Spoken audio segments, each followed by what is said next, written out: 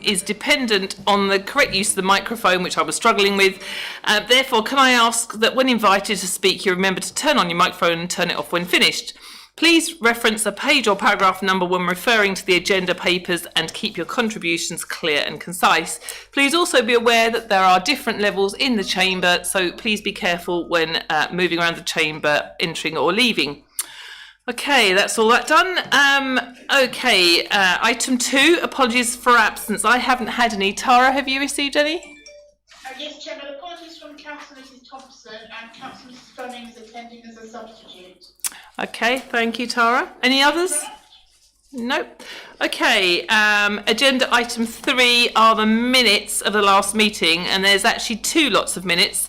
So I'm going to do them together, so I'll need somebody to second them who went to both meetings. So the first minutes are from the 10th of November 2022, found on pages to 5 to 17, and appendices 18 to 35. And then the continuation of the meeting on the 28th of November 2022, which is on pages to 37 to 39. Do I have a seconder? Thank you, Councillor Swain.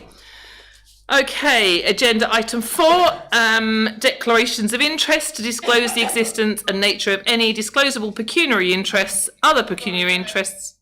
Can I just confirm that they agree those minutes? Ah, yes, well, they agree. Yeah, I thought, oh, they're not agreed. I thought Councillor Swain agreed them, but now Councillor Fluke has raised a question. Okay. Thank you, Chairman. I mean, my understanding was that he'd actually seconded your proposal and that members hadn't been given the opportunity to query anything on accuracy. So, Chairman, I really just wanted to go to page 38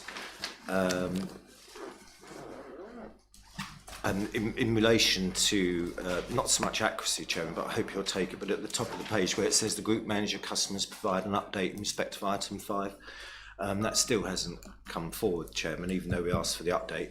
But, Chairman, for accuracy, I think that as far as the recommendation is concerned on page 38, I think that's actually is a recommendation to a council. We can't actually approve those, I don't think.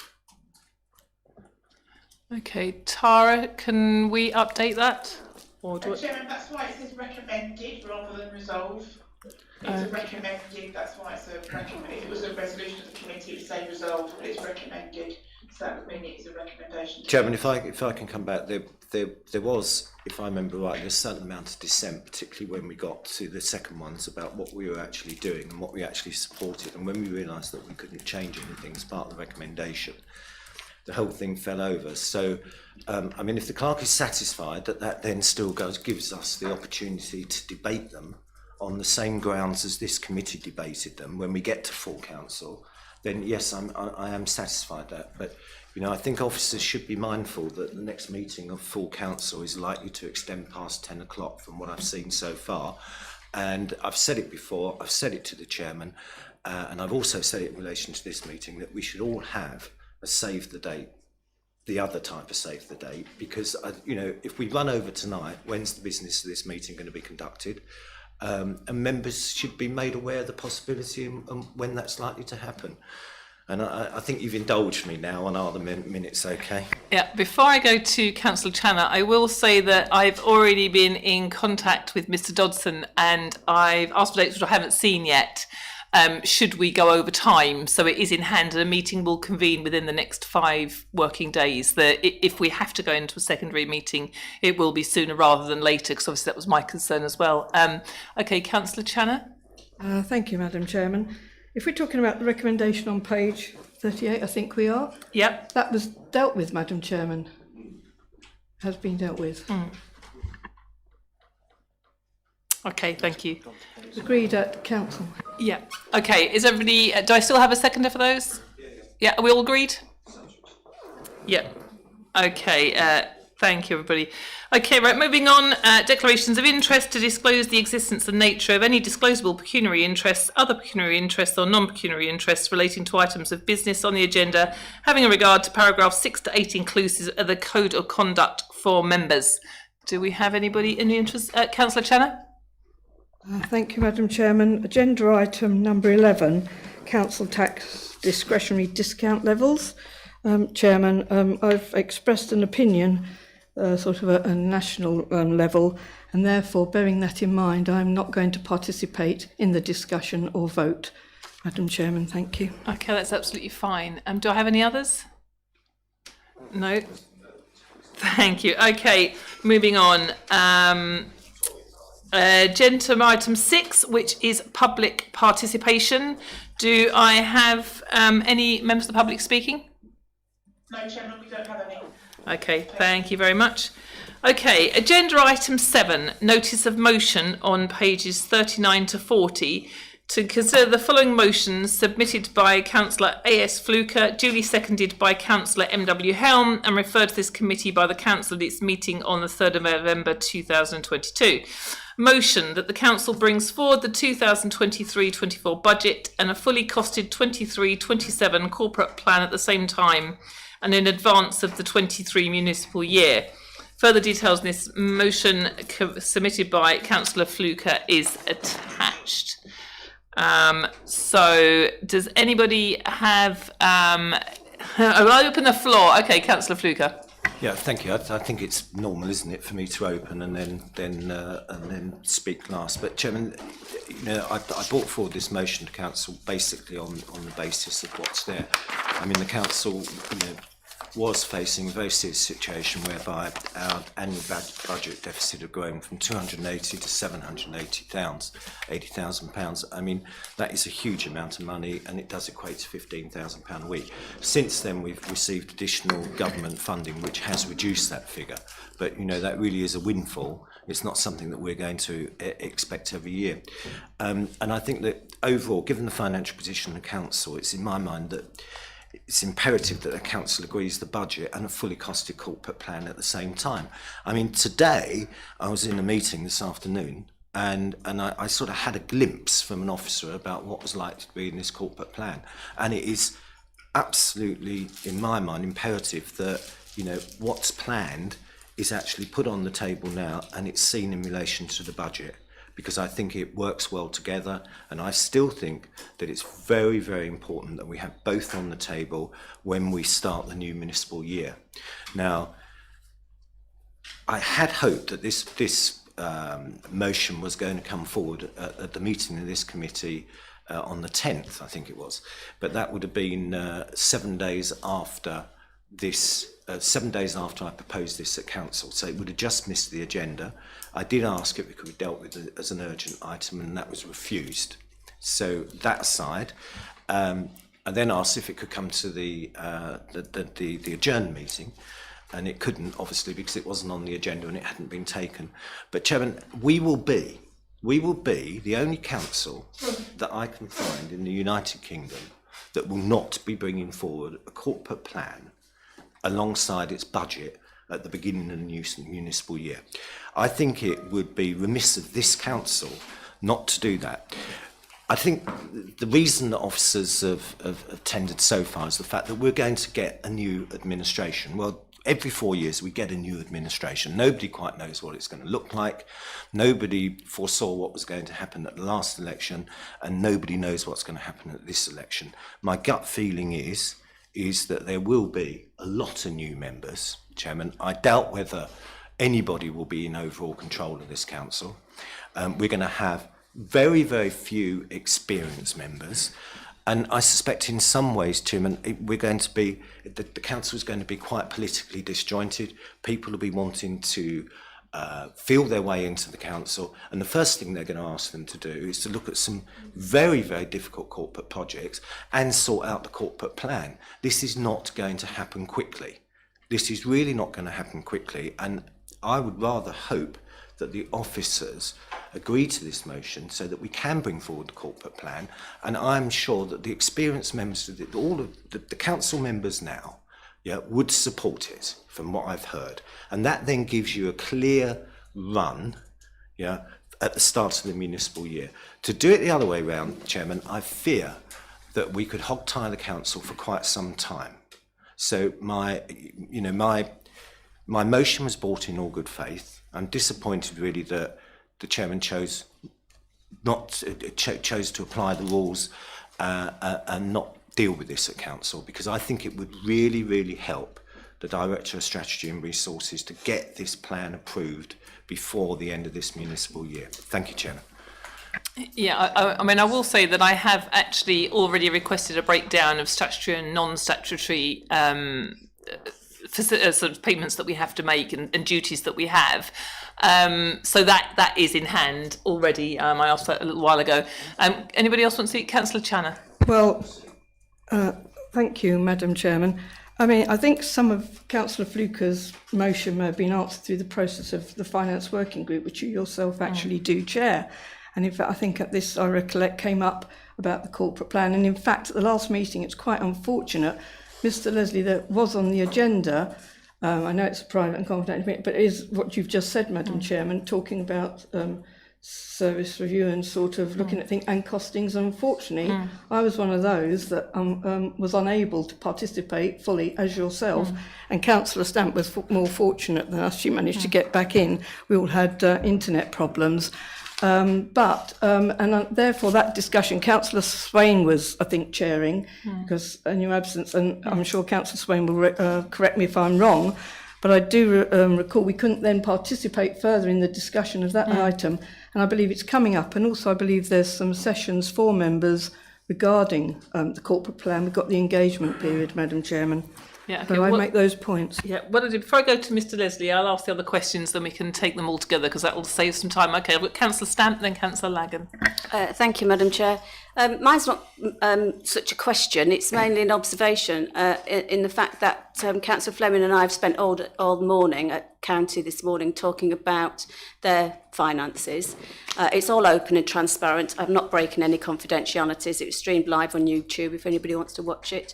And I'm actually in agreement with Councillor Fluker. I was also somebody who suggested and wanted the corporate plan to come out before, because what you do normally when you plan a budget, you have your targets and you fit your figures around to your targets. You don't turn around and put a budget together, Madam Chair, and then put a corporate plan around it. That's the way I work it. And as I turned around and said, and I hope I'm not breaching any confidentiality, I was at that meeting Councillor Fluker was at this afternoon. And I sort of put it as an example of as a puzzle, Madam Chair. You have to have all the pieces to make a puzzle. And at the moment, I feel as though we don't have all the pieces and strategies to be able to make a puzzle. What I will do before the actual main agenda meeting starts is that congratulate the reports that have been done by the Section 151 officer. It's very comprehensive, but as far as this motion goes, I'll second this motion because I also believe we should have a corporate plan or some direction or some strategy that we can follow. And Councillor Fluker's dead right by saying that we could have many, many inexperienced councillors, and that's no detriment to them. And hopefully some of the experienced councillors and the ones who want to stand again to be able to support them. But at the moment, I'm afraid I don't. I think the corporate plan needs to come alongside the budget and the finance, because I don't think we've got enough resilience without using our reserves or environments or whatever you want to call to actually meet those targets if they're agreed. Because we haven't seen the corporate plan, Madam Chair. Thank you. Okay, thank you. Councillor Lagan? I'll be much quicker because everything that I wanted to say has been said. So, yeah, thank you. For once in a while, I'll be quiet. Thank you. Okay, do we have any other questions before I go to Ms Leslie? Okay, Councillor Swain? Yes, thank you, Chairman. Yes, firstly, I think this is quite impractical, particularly to the idea of fully costed up to 26.7, because there are so many things that have got to be changed in the meantime, and that's not just a question of having some rather generalised ideas about a corporate plan. One can easily float some of those before the new administration comes in. And I think Councillor Fluker has somewhat sort of contradicted himself by saying we should get on with this and preempt what the new councillors might want to do. So I think it has to, and the situation is we have got a reasonable 23-24 situation. It's after that that the problems need to be addressed, and that is where some fundamental issues need to be discussed, and I think that is for the new council to take on board. So I think this is not appropriate and not workable, and rather slighting on any possible new members who may come in May. Okay, thank you. Chairman, I take offence at slighting. When I said it, I said no about the new members coming in. So I want it noted there was no slight on new members coming in. Thank you. Okay, no problem. Councillor Siddle, then Councillor... Oh, do you want to go first, Councillor Channer? Have you got something... I need to add, I forgot to say one thing regarding, also, of course, let's not forget the members' briefing regarding the budget. And Mr Leslie did give Yes. an indication of going forward. Thank you. Absolutely. Councillor Siddle. Thank you, Madam Chairman. I agree with Councillor Fluker. I know.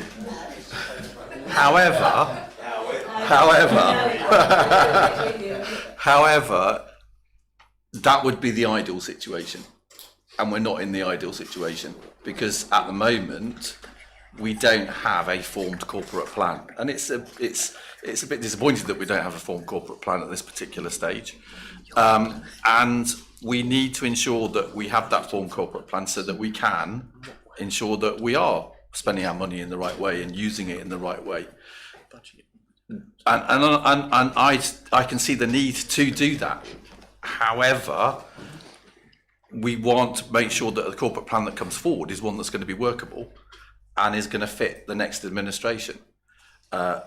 So I think my view is we're in a quandary at the moment because we're in this difficult situation where we're having to set budgets, but we don't have a defined corporate plan. I know the corporate plan is being defined at the moment, and that then puts us in a very difficult position in terms of bringing that forward in a timely manner. And what we mustn't do is rush it.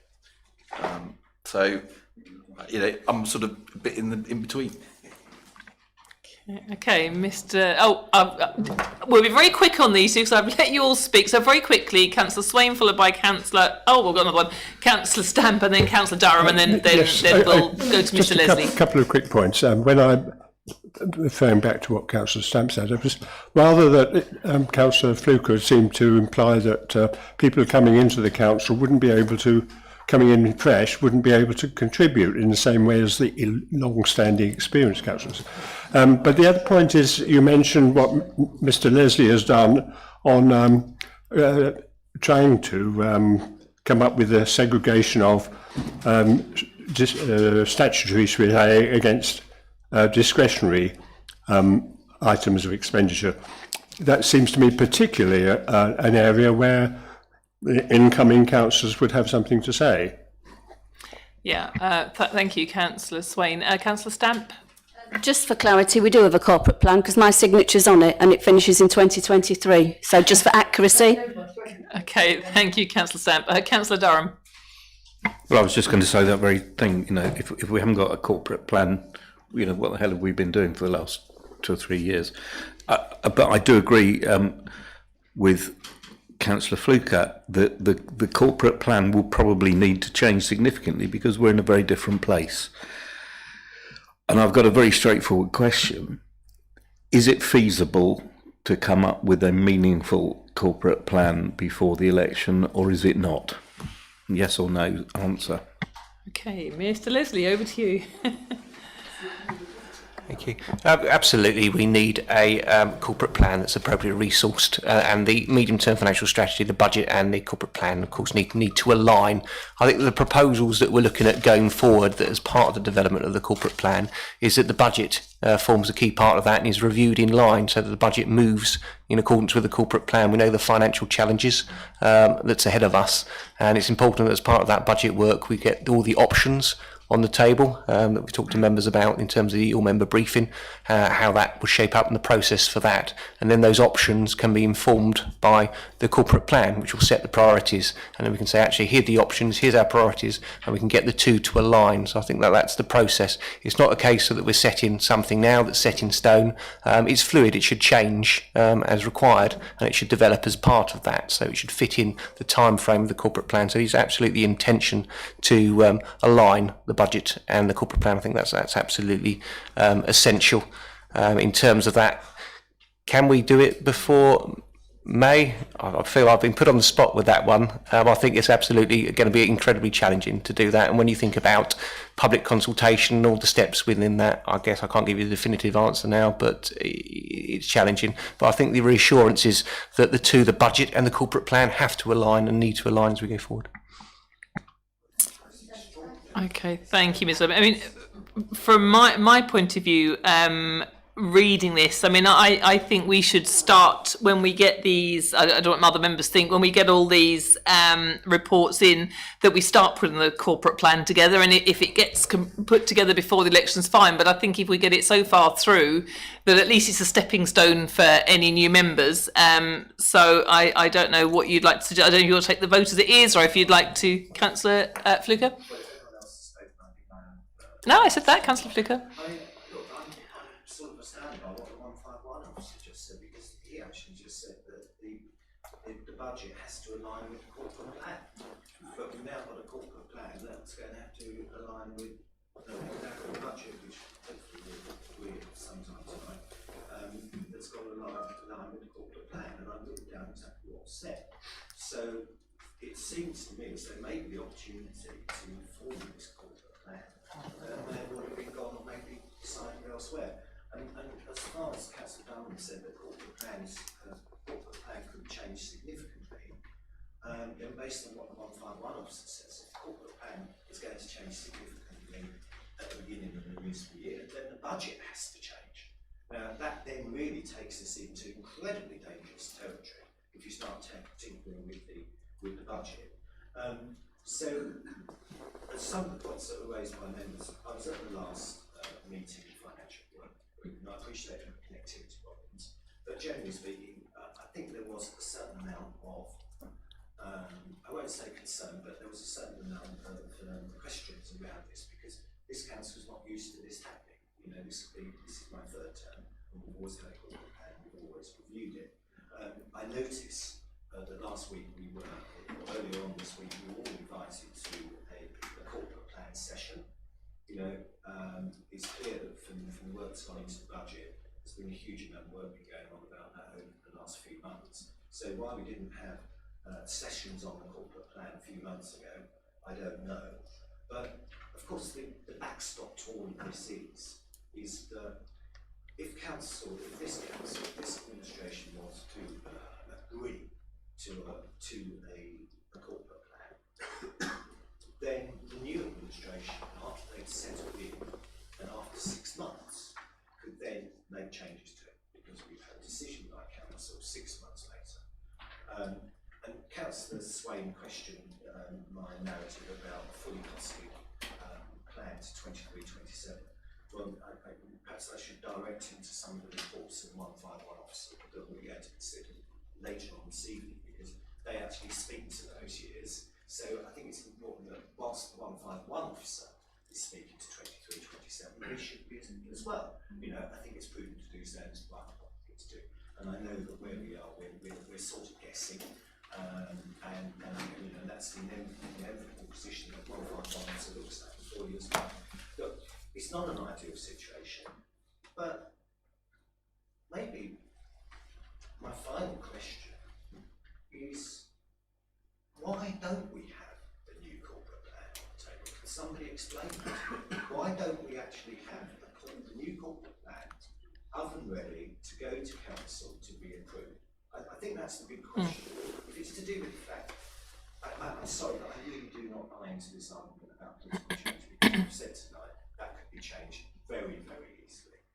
I'll park there. That's apart from the political implications. Why don't we have this corporate plan ready? Okay, I think I'm going to Mr. Dodson now. Thank you, Chair. Yeah, as others have said, we do still have a corporate plan that is still current. It's the update was 2021 to 2023, updated 2 years ago. And that has been used in the budget planning process and will be used as we go forward. The reason is the reason that was given previously around, you know, I'm totally convinced that if we went through that process now, we'd be doing it again in the summer in any case, because we will have a new council and a new administration. So the reason is that the current plan is fit for purpose for this process. We can go through. We will be updating the performance management process. and looking and setting the targets, linking the current corporate plan and those budgets, making sure that the resources are matched together.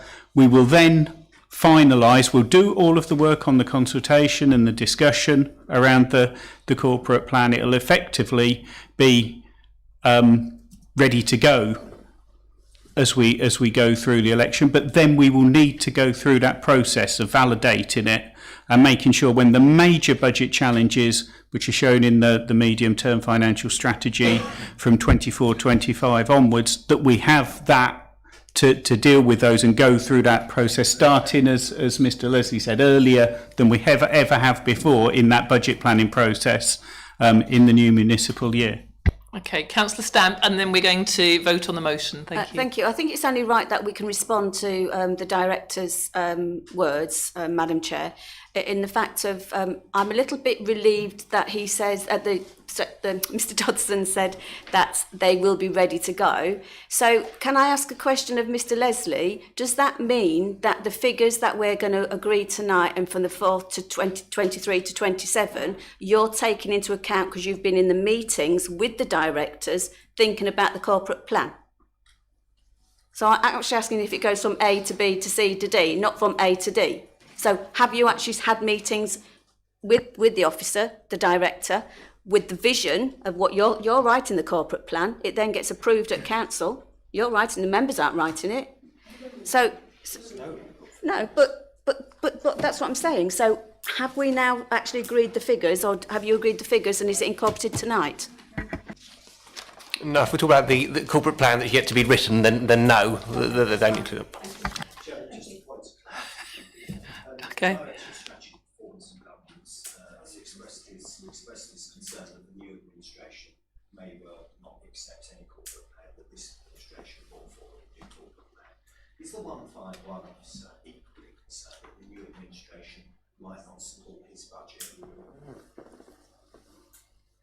That's the question. Okay, so the budget obviously approved in February time, on the 22nd of February for council, so that's obviously in advance of the administration. Of course, a new administration may wish to make changes to the budget, and that's of course within their gift. Okay, right, so we have a motion on the table, and gosh, I've got it here now, and the preamble is, it's from Councillor Fluker, seconded by Councillor Helm and Councillor Jewick, and I just wanted to, I can't take a record. Yeah, I say, and so we could go. Tara, can we go a recorded vote? Yes. Tara, thank you. Okay, right.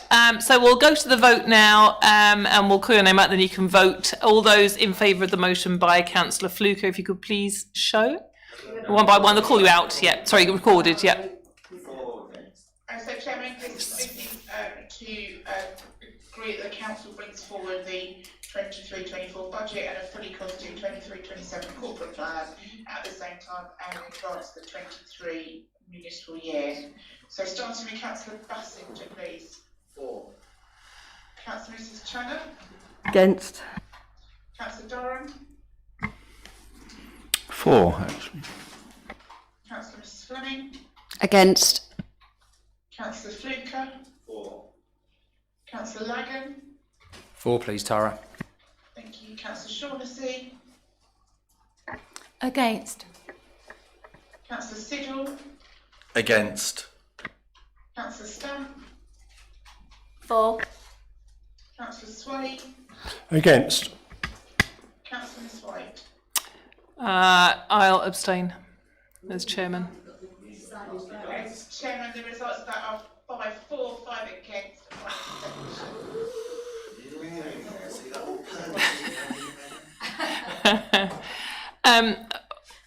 I'm going to vote for purely because I want to start the process. I don't think we can finish it, but I want to start the process. Thank you, Chairman.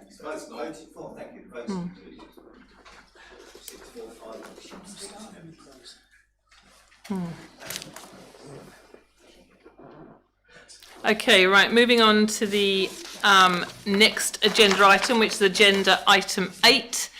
to consider the following reports of the Director of Resources. That's over to Mr. Leslie. Thank you, Chair. The committee receives regular updates on the budget, and there has been the member finance working groups as well. They've met several times this year. Additionally, all member budget briefings were held on the 29th of November and the 17th of January. The reports reflect the previous information presented and provide the latest updates. Despite the significant inflationary challenges, the current year position is forecast to be £138,000 overspend, or just over 1% of the total net budget. However, the approved budget contains drawdowns from the general fund, which is expected to reduce the balance to 4.7 million by the end of this financial year. The next year, the use of general fund balance is budgeted to be used again, and that's £421,000 as well, as the inflationary pressures continue to impact, and that is set out in the report, the significant impact of the inflationary pressures. The changes from this year to next are summarised on Table 1 on page 76. The general fund balance is forecast to be 4.3 million by the end of next year. A council tax increase of 3% is also included within the budget. Future years are budgeted showing the implications of taking no action, with those years being very financially challenging, and I draw this to members' attention at the end of my assurance statement on page 135. The capital programme is on page 101 with no borrowing required, although capital reserves are decreasing to fund the programme. Okay, members, do you have any questions? I propose that perhaps we deal with the report and then go through the appendices, because this is always a hugely complicated report. Yep. We did think we would break it up. We have broken it up this year, I noticed, but I was hoping we wouldn't break it down into smaller pieces. But I don't know if that would be acceptable to you, Chair, but I think it's easy to do. Okay, yep. So I'm just going to go back to 41. I've got all the way through this. So we will start at, God, I'm on 51. Let's go down to 41. So it is, the first one's down. I mean, I don't know how you want to split these up, really. Do you want to talk about the individual items that are on page 52 forwards, the individual budgets? Sorry, I probably didn't explain myself clearly. I was hoping we could deal with the report and deal with the appendices. We do it that way round? No, I don't. I don't. So the appendices for me, they're all the individual items. So do you want to do the individual budget items? Okay, perhaps start on page 45, and in particular where it says the borrowing strategy. The 151 officer says, however, if any substantial commercial investment projects are considered in the future, the council will need to borrow any large amounts of funding. I don't think it's a case of if any substantial, this council is looking at investing huge amounts of money in commercial investment projects. I'm surprised that this report is silent after that point. And the other thing is that the Treasury the Treasury investment strategy. Could the 151 officer define what is a high quality bank? Bear in mind what's happened to banks. Yes, okay. This covered in a bit more detail in agenda item 9, the Treasury Management Strategy, which sets out the counterparty limits and provides a bit more detail around that. I believe it's a A- rating. We also have our Treasury advisors who send through our counterparty lists as well and advise on latest updates around that. Can I plot on? You can. So page 46, commercial activities. The council currently do not have any significant commercial activities for investment or returns. Well, Chairman, that statement is correct, but we all know that there are lots of commercial projects out there which are going to need significant funding. So whilst I appreciate that this is many ways a snapshot, and it speaks to the moment now. I think it's important now to highlight these issues. And as far as knowledge and skills are concerned, it says here the council was professionally qualified and experienced staff in senior positions with the responsibility of making capital expenditure, borrowing, and most importantly, investment decisions. So good qualified officers are based on the fact that we know that officers have had training on making investment decisions on behalf of council. Confirm to council where we are with that, or are we relying entirely on outside consultants? Mr. Leslie.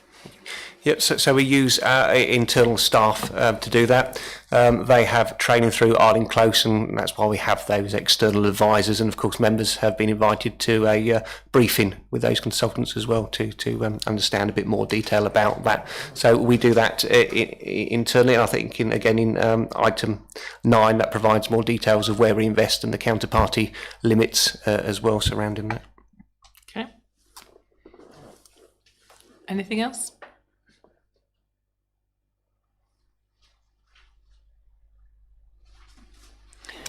Okay. Just that appendix, or do you mean the whole report?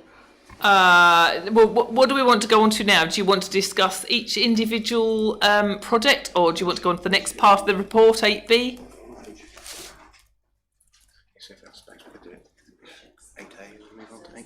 Yeah. I mean, is there anything else on 8A that you'd like to discuss? I mean, we've got the capital. Well, first of all, we've got the service capital bids, and then we've got the capital project sheets. Has anybody else got any problems with any of those? Councillor Fluker? Page 51, are we on to page 51? Yep. Yeah. So page 51, Chairman, £578,000 investment. Yep. We know that this council is running a deficit. Chairman, when we look at plan, I think sometimes we have to devote ourselves to, we can't devote ourselves from the contribution it makes and what it brings to the district. But I find it very hard, Chairman, bear in mind this council currently has 70 people in emergency accommodation, 1,300 people on the housing register, and some of those are multiple families. And I think, sadly, Chairman, if the figures I was given today are correct, about 30 homeless people in the district that we're trying to put together. And I find it very, very hard to look at these figures and see that this administration, against that backdrop, is prepared to spend all that money. I mean, the play game, for example, I believe that was provided for by way of a grant.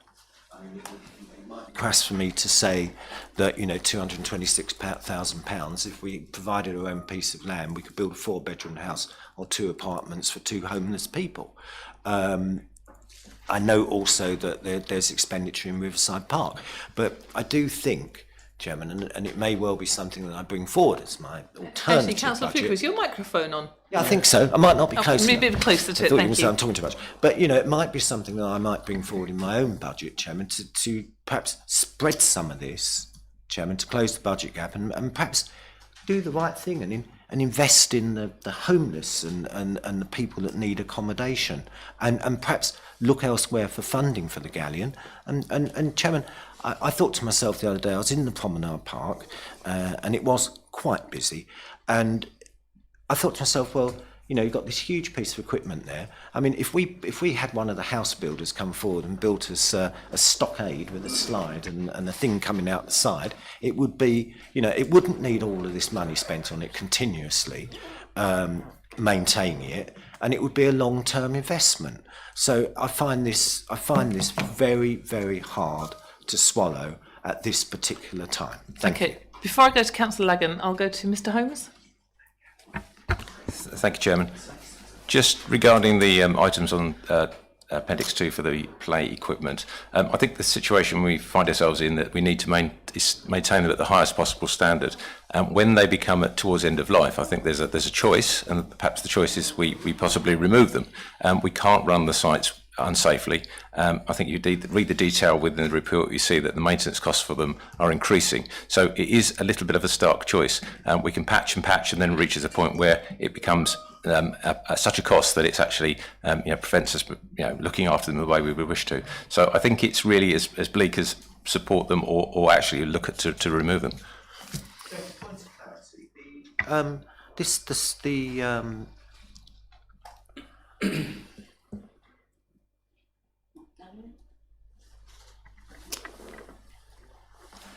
I think, Chairman, having looked at this, I was going to make a comment, but perhaps I should make it privately to the Director of Service Delivery. Okay, I'll go to Councillor Lagan. I mean, do you want to agree these individually as we go through them, or how do you want to do it? Because we need to get through this agenda. So I'll go to Councillor Lagan and then Councillor Swain and then Councillor Shaughnessy. Thank you, Chair. The galleon, I look at it from a different perspective to Councillor Fluker. I mean, it's a great asset, and if it needs replacing, it needs replacing. I mean, it's heaving down there. It's well used. I long for the days with the old speedway to come back down there and the trampolines, but that's because I'm old and crumbly and grew up on there. They were, I tell you, that was great. And now my only question is, have we looked at other options and other types of equipment that might come in slightly less than £250,000? And secondary for the play equipment, which I agree with you, is some of it is very old and outdated. And the snail climbing frame, please keep that, because that's a cracking piece of kit. That's unique. Wasn't there a fund that we had for refurbing that whole area that was put aside? I remember, was it we were going to take the mason areas out, and that included new play equipment. So is this in addition to that fund? Because that, I believe, was £100,000 as well. So just for clarity, please. Yes, that is correct. There's more equipment that needs replacing. Unfortunately, play equipment comes at a specification and a standard. There are recognised suppliers for those things, which obviously does dictate the price. We obviously do look for best value all of the time, and we will look to procure. The other option around the play galleon is to look to replace it at something on a different scale. This is putting it back at the scale. It's a landmark feature, as you said, and it's a tourist attraction in its own right.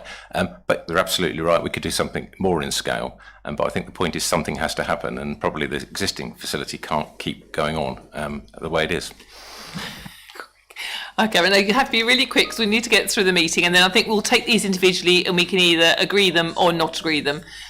Councillor Swain, then Councillor Shaughnessy, then Councillor Stamp. Yes, thank you, Chairman.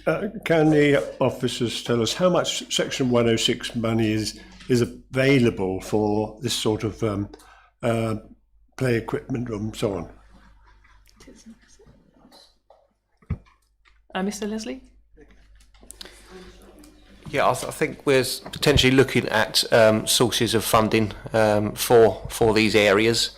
There is potentially some money we could use. We need to check on that and check the agreements and what can be used. I don't know if Mr. Holmes, do you have an exact figure? I don't have an exact figure tonight, but obviously one of the play sites that's mentioned earlier around the Century Garden top end of Promenade Park, that had a figure for 106 funding, and the council put a budget in. This is a top up to get more of the equipment. So the rest of them are existing pieces of play equipment that council has either funded itself or in the past had grant money to install. Okay, thank you. Councillor Shaw.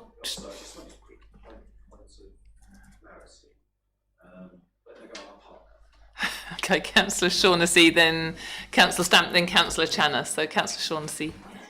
Thank you, Madam Chairman. Whilst, of course, we all have sympathy for people in dire straits, with homing and the things that Councillor Fluker has mentioned, but on the other side of the coin, these play areas are essential. They are free for families who, are struggling financially. These are free to take their children to, for exercise and to get them out. Thank you. Okay, thank you. Councillor Stamp. Thank you. Yesterday I was honoured to be able to go into one of the schools as an inspirational woman, and I asked the kids, I spoke to all the kids at different, yes, you may joke, but they invited me and it was brilliant. And I actually asked the kiddies what they wanted to do when they grew up, etc., and what they would like to see in Burnham and their communities. And they said better park equipment, better play equipment within the parks. We like to play out Mrs Stamp and Councillor Stamp, they said. So I actually agree with this and Mr Holmes, and anything we can do to put into our parks, because our kiddies do like going and playing in the parks, and it is free, what Councillor Shaughnessy's has just said, and you can normally sit down with your picnic basket, your bread and marmalade or your banana or whatever you're eating, and you can enjoy it, the fresh air. So I'm afraid I agree and I support all of these bids, Madam Chair. Thank you. Okay, Councillor Channer. Thank you, Madam Chairman. Again, I think this is something I can recall discussions elsewhere, Finance Working Group, and I think we looked at various things. So we seem to be having a debate again with various people on the Finance Working Group that where I thought this had come from. So I support that, and Councillor Agan's absolutely right regarding the galleon, and I'm sure Councillor Shaughnessy as well be aware, being Maldon as well. If the options you've heard from the Director of Service Delivery, what the options are really, and to me, it's a no-brainer. If you remove that, what are you then going to do? Councillor Fleming, and then we'll go to the vote. We'll take them on block, so we'll do all of them in one go, and then if it's not agreed, we'll go individually. Okay, Councillor Fleming. Thank you, Chair. Just a question for Mr Holmes. Going back to Councillor Swain's point about Section 106 monies. So if I'm to understand it correctly, the Riverside Park, skate park equipment, 140,000, that's on top of monies we've received from developer contributions, because my understanding was that there are developer contributions from there, and then also the Prom Park. So the figures are in addition to the developer contributions. Is that right? Chairman, I might put Mr Butcher on the spot this evening because I think he's sitting with some 106 information in front of him. So could we ask Mr Butcher if he could comment on that, please? Mr Butcher. Yeah, hi, good evening, members. Good evening. Yes, we do have a Section 106 spend plan that we've been working on. I think what you see the capital request for is urgent changes that we need to make, which could compromise health and safety of current equipment. There is Section 106 money on top of that, but in most instances, the 106 money we've received is more applicable for youth, for skate park, for BMX track, that kind of thing, rather than play equipment. But we do have a spend plan which gives a capital plan which gives a breakdown for Section 106 and capital investment required right here and now. Okay, Councillor Fluker, and then we'll go to the vote.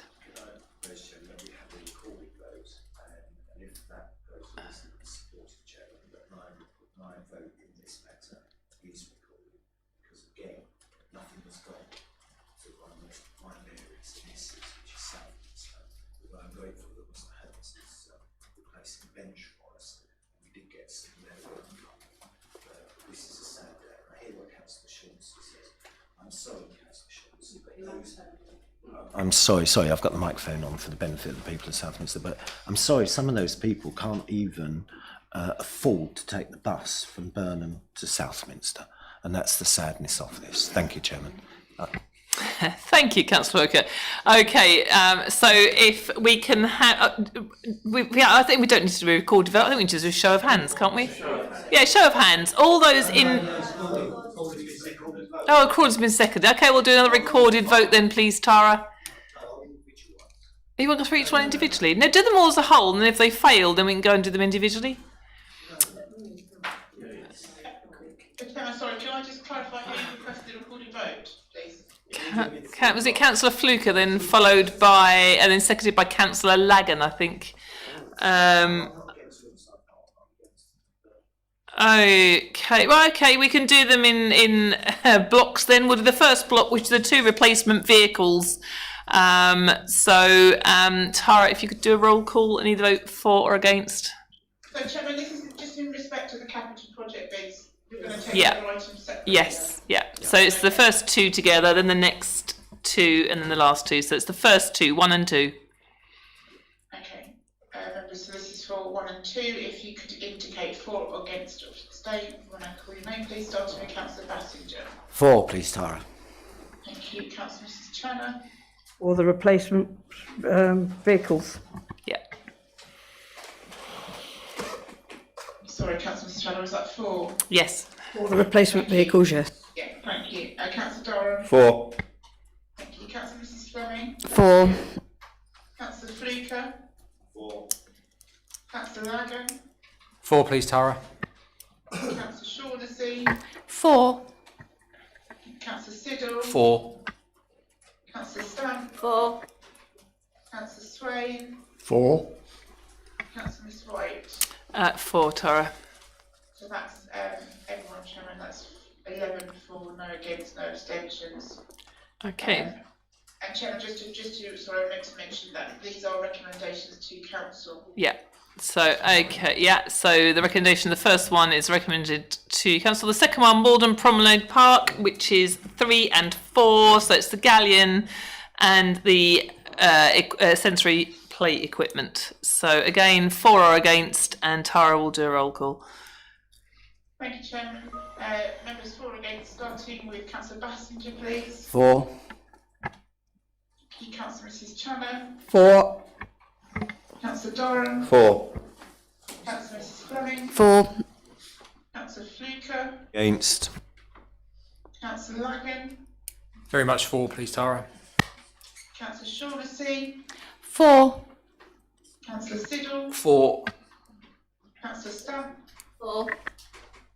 Councillor Swain. 4. Councillor Miss White. 4. Thank you, Tara. Chairman, thank you. That's 10 for, 1 against, no abstentions. Okay, and the next one is Riverside Park. It's the skate park equipment and surface and the play site equipment. So that's items 5 and 6. Their recommendation going forward to full council going to be a an individual vote, a recorded vote. So Tara, if you could do a roll call, please. Members, it's 4 and against. So when you're ready, Tara. Thank you, Chairman. So items 5 and 6. Starting with Councillor Bassinger, please. 4. Thank you, Councillor Mrs Channon. 4. Councillor Durham. 4. Councillor Mrs Fleming. 4. Councillor Fluker. Nothing for Southminster. Election coming up. Against. Councillor Lagan. Yeah, 4, please, Tara, for the people of Burnham. Councillor Shaughnessy. 4. Councillor Siddle. 4. Councillor Stamp. 4. Councillor Swain. 4. Councillor Miss White. 4, thank you, Tara. Thank you, Chairman. That's again 10 for, 1 against, no abstentions. Thank you. Okay, right, now we'll go on to agenda 8B, which is the medium-term financial strategy. Sorry, Chairman. Oh, do you want to go to the reserves? Yeah, we just need to approve the rest of 8A. So we only agreed the capital project. Okay, yeah. Investment strategy and reserves. Appendix 3. Okay, members, I think we'll do this on block. Agenda, Appendix 3, are we for or against? Show of hands. Agreed, all in favour. Okay, thank you very much. And then we've got the part 4, which is the minimum revenue provision statement. Appendix 4 be approved. Are we all agreed? Thank you, members. Okay, right, now we'll move on to part 8. And just Appendix 1, that was the other one that was missing, which is the capital strategy. Do we have that? Okay, God, he's doing it all separately. Okay, it's the 8A capital strategy. Members, for or against, please? 4. Thank you very much. Thank you. Thank you, Chairman. Okay, right now we're going on to 8B, which starts on page 75, which is medium-term financial strategy 23-24 to 25-26. Okay, members. Do you want to report, Mr. Leslie? I've covered all. Yeah, you covered it already. Okay, members, do we accept this strategy? Councillor Fluker? No, he's already done it earlier. He did it in...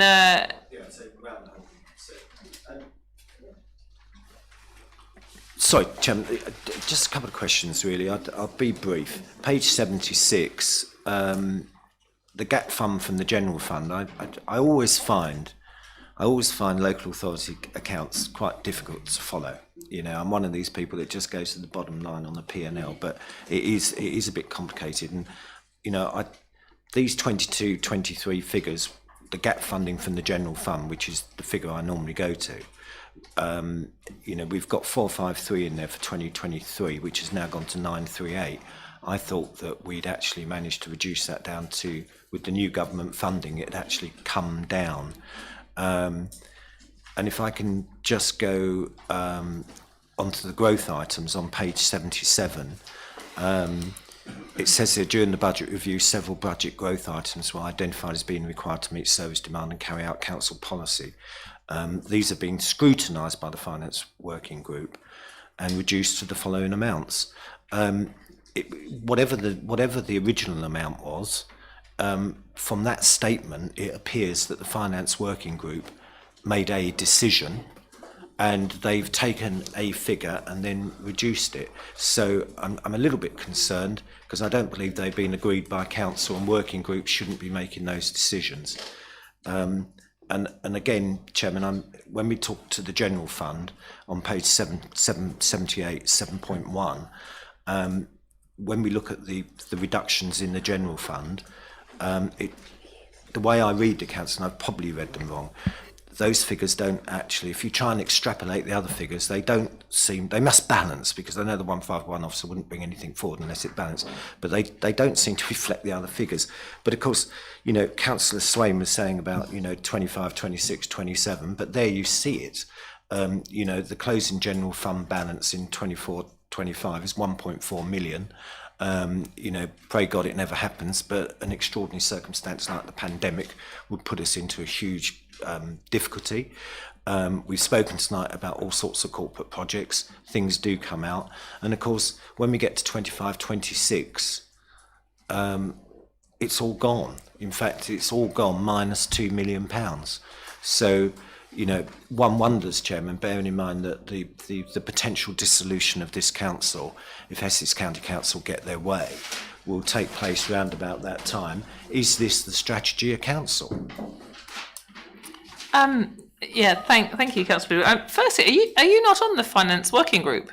I am indeed, and I sit there intently listening to this. Oh, and Chairman, I am concerned sometimes, and you will see throughout this report I've never seen so many references to working groups. You know, all this time, working groups are really there to steer officers. They're not there to make decisions. And I'm sorry, but you've got it in black and white there, contrary to the constitution of this council, that a working group has made a decision. Whatever that was, to pare that down, the paring down of that should be reported in this budget process, because to do otherwise would be contrary to the constitution, and all members should be involved in that decision making process. The likelihood is they'll follow the 151 officer, but Chairman, I'm sure this is the only time it's happened, but we should be aware of it.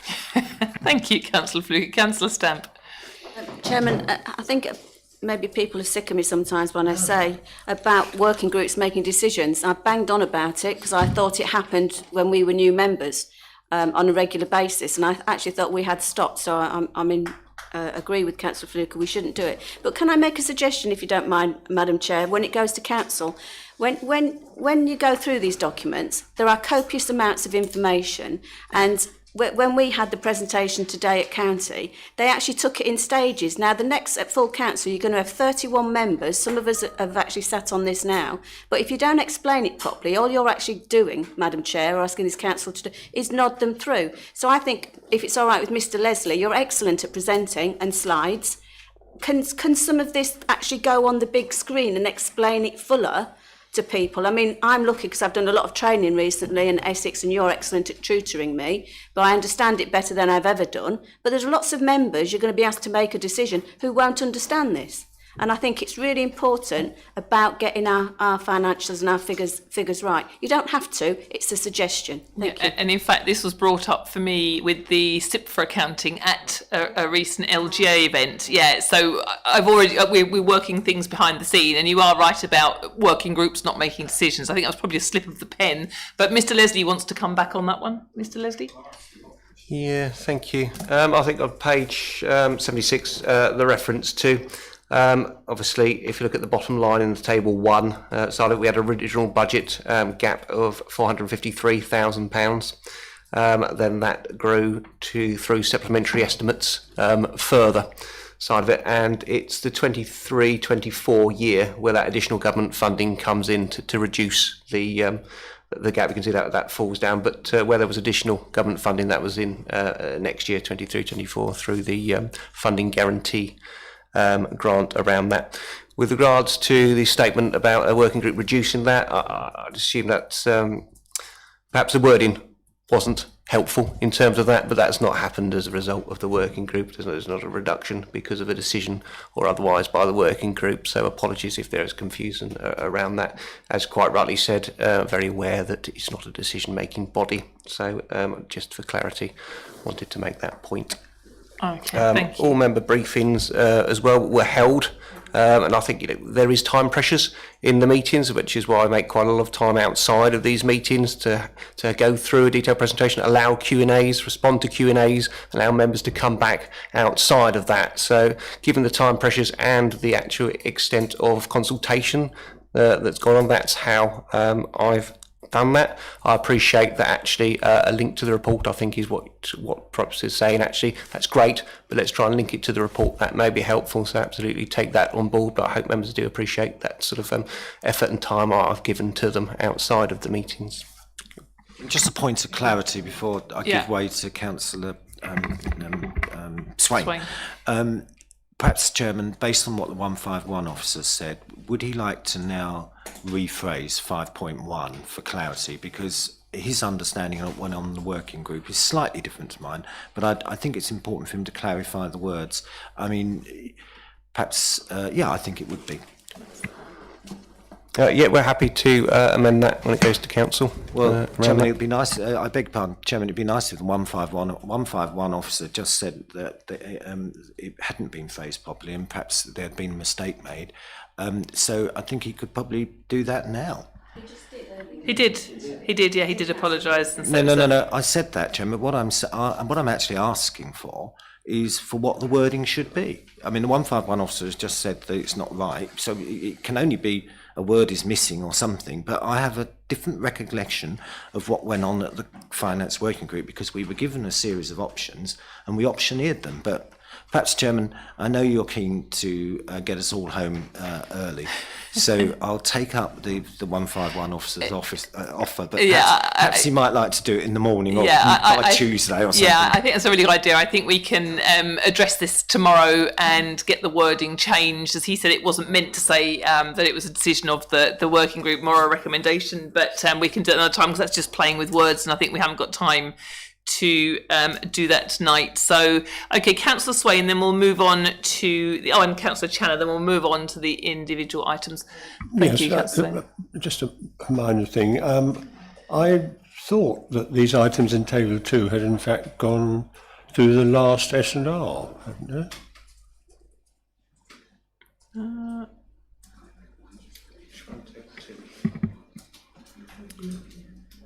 Which number are you looking at, Councillor Swain? Oh, the Table 2 that we, the one with the Head of Environment Services and so on. Which agenda item number? I know it was skated over at the time and almost nodded through, but I thought that was an S&R meeting. Page 7. Are you on page 77, 5.1? Yes. Yeah. I think they went to the finance working group, a number of those, and a number of those have actually been already approved by council. For example, members' training was actually already agreed. So I don't recall them all going to S&R. I think they might have seen them before through the working group or other committees. It was in the chamber, so it wouldn't have been through the working group. Possibly the members' training, for example, was discussed there as well. A head of environmental services role was obviously discussed at the chamber. So I think some of them, and that's just trying to combine all those growths. But there are a couple that were through the working group. I think the Easy Tree and Customer Service Resource. Okay, Councillor Channer, then Councillor Fluker. Thank you, Madam Chairman. I hope I'm on right. I'm getting terrible trouble here, sticking. I can't get to the right pages. We're on the medium-term financial strategy. And Appendix 1, I'd just like to say, I can't remember the page, but 5.1 to whatever it is, actually explains about the budget and the corporate plan and everything that Mr Leslie actually highlighted to members earlier. Councillor Stamp referred to the corporate plan we already have in existence with her photo on, because that was done under the review. And so I'd just like to make the point that what Mr Leslie said is covered within this medium-term financial strategy, and how he explained how it can change. The medium-term financial strategy is always under review, and he was quite correct in the processes he highlighted to members earlier. Okay, I've got Councillor Stamp and then Councillor Lagan and then Councillor Fluker. I wanted to say congratulations and well done to the Section 151 officer. I think what he's done on 7.3, and I think members do need to really realise that he's actually said if it must be emphasised that the current medium-term financial strategy projections are unsustainable. The figures in Table 4 are based on a do-nothing, and I think he's absolutely spot on saying to members, and especially at full council, if we do nothing, we're in trouble. And I think sometimes, I know that it feels as though we're giving you a hard time. We're not. We're actually very grateful for all the hard work you've put in. And I've been looking back at previous meetings, and the information and the detail you're putting in and what we're getting from you now is really good. And I'm on a network with other people in other areas of different councils, as I'm sure other members are, and you are doing exceptionally well. So I'd like to just say well done and thank you. And you can take your crash helmet off for a little while. I'll actually add to that and say that when I went to an LGA event last week, I did actually say that the reports were excellent, and I had no concerns with the Section 1.5 officer and the Presidency reports. We might not like them, but there's no problem with the reports themselves. Councillor Lagan. Mine's just a comment, really. It came out in a conversation about we don't want to spend time playing with words, and I think, yes, whilst that's true, I think it's absolutely critical that if it takes us longer to scrutinise and review and understand the information in front of us, that needs to happen. I don't think we should try and shortcut or try, and this is not a go pop at you, the chair, as you know, I'm concerned about the length of the agendas of most council meetings, but I make no apology for asking questions that scrutinise and ask for more detail, because that's really what we're here to do. And we have got that detail tonight. Thank you. Councillor Fluker. Thank you, Chairman. I'm sure that when 151 officer reports to council, he'll now add some more words that saying that the budget was subject to vigorous scrutiny by the Strategy and Resources Committee, because after all, that's what we're here for. This isn't our money. Chairman, I really just wanted to go, and I hope I'm in the right place, on to page 107.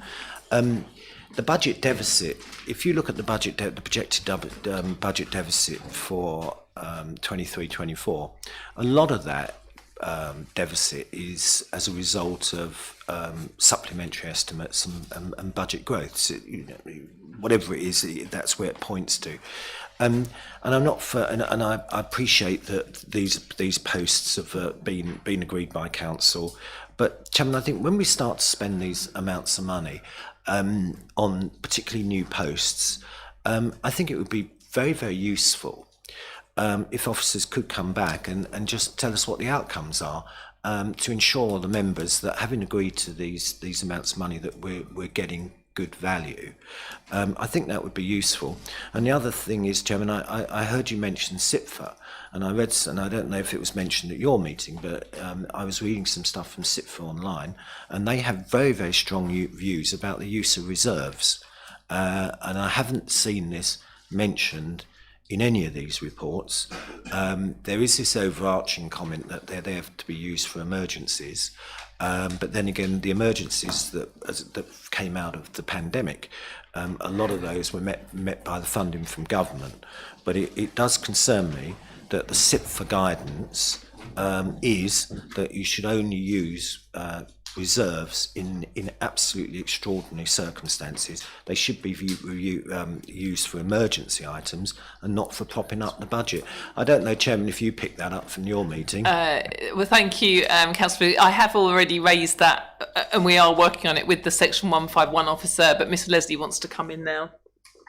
Yes, I think that's absolutely vital to point that out, and Councillor Stamp's already referred to one paragraph within the report, and in my introduction I also referred to my assurance statement on page 135 to the end of that really states that it isn't sustainable to constantly use reserves, and that my statement should serve as an early warning of the financial challenges ahead in 24-25. And I think the report obviously does show that. So I think that needs to be said loud and clear. So thank you for the highlighting of that. I mean, we have had the COVID, that's impacted on our leisure income, that impacted on our waste and our collections. And then, of course, we've had the inflation side of it, where we've seen, and that's documented here, the huge impact that's had on terms of our waste contracts, our staff bills, and then actually further to our leisure centre income as well. So we've had massive shocks around that, but we need to get back on a sustainable footing, and it'll be a key year. Yeah, and what I would say is when you look at the budget growth, I mean, for me, I think the one post that we must have is the customer service resource, because for me, if we don't have a customer service resource for our customers, what are we here for? So that for me is the one that I'm really, really happy to support, and that is on page 107. Right, members, are we okay to agree this going forward to council? Agreed. Excellent. Well done. Okay, right. Moving on to agenda item 8C, which is the 22-23 revised and 23-24 original budget estimates. I mean, these might obviously be open to interpretation with SIPFA and with the corporate plan. But members, any questions? Yeah, Councillor Fluker, because I think it is mostly. Yeah, thank you, Chairman. I, going back to what Councillor Stamp said about trying to get the information in front of members and making sure they read it. I mean, this council did agree some time ago that all of the reports to council would be headed with an executive summary. And I think in some ways, whilst that might be difficult for some of these reports, I think it really would be useful. And I've had complaints from members that when they look to the implications, you often see under finances it refers you back to the report. Well, that's very difficult then if you're looking for a summary and you're not a speed reader. One of the recommendations here, I understand that these recommendations only apply to 23-24, but because of the seriousness of the situation in 24-25, and based on what the 151 officer just said, Chairman, I think it would be meaningful that whilst we've said under recommendation Roman 1D, maintain the current policy of a minimum general fund balance of 2.6 million. Well, we know from the 151 officer's statements that that's not going to be possible within 2 years' time.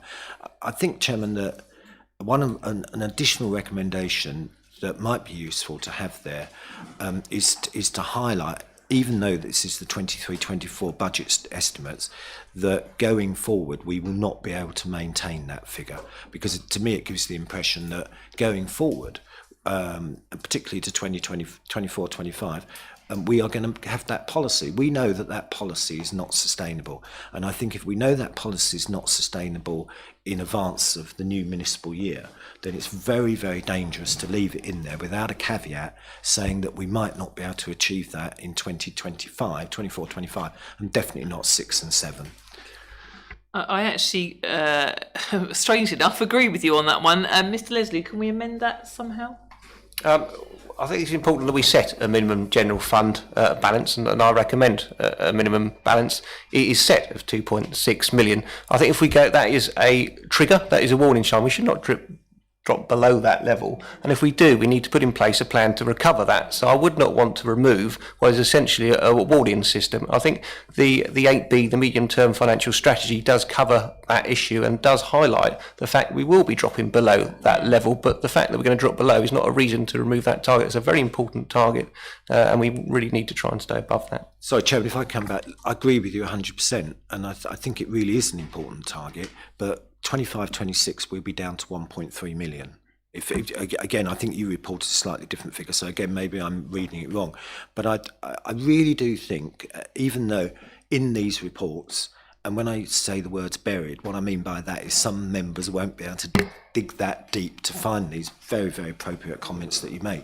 But I think I'd like to think that perhaps this committee would agree to an addition. I'm not talking about getting rid of the 2.6, but an addition saying that we may not be able to maintain this policy going forward. Yeah, I can see where Mr. Lewis is coming from. That I don't think we can alter that. I mean, I think that will just come in with the corporate plan and the budget. But Councillor Channer, then Councillor Stamp.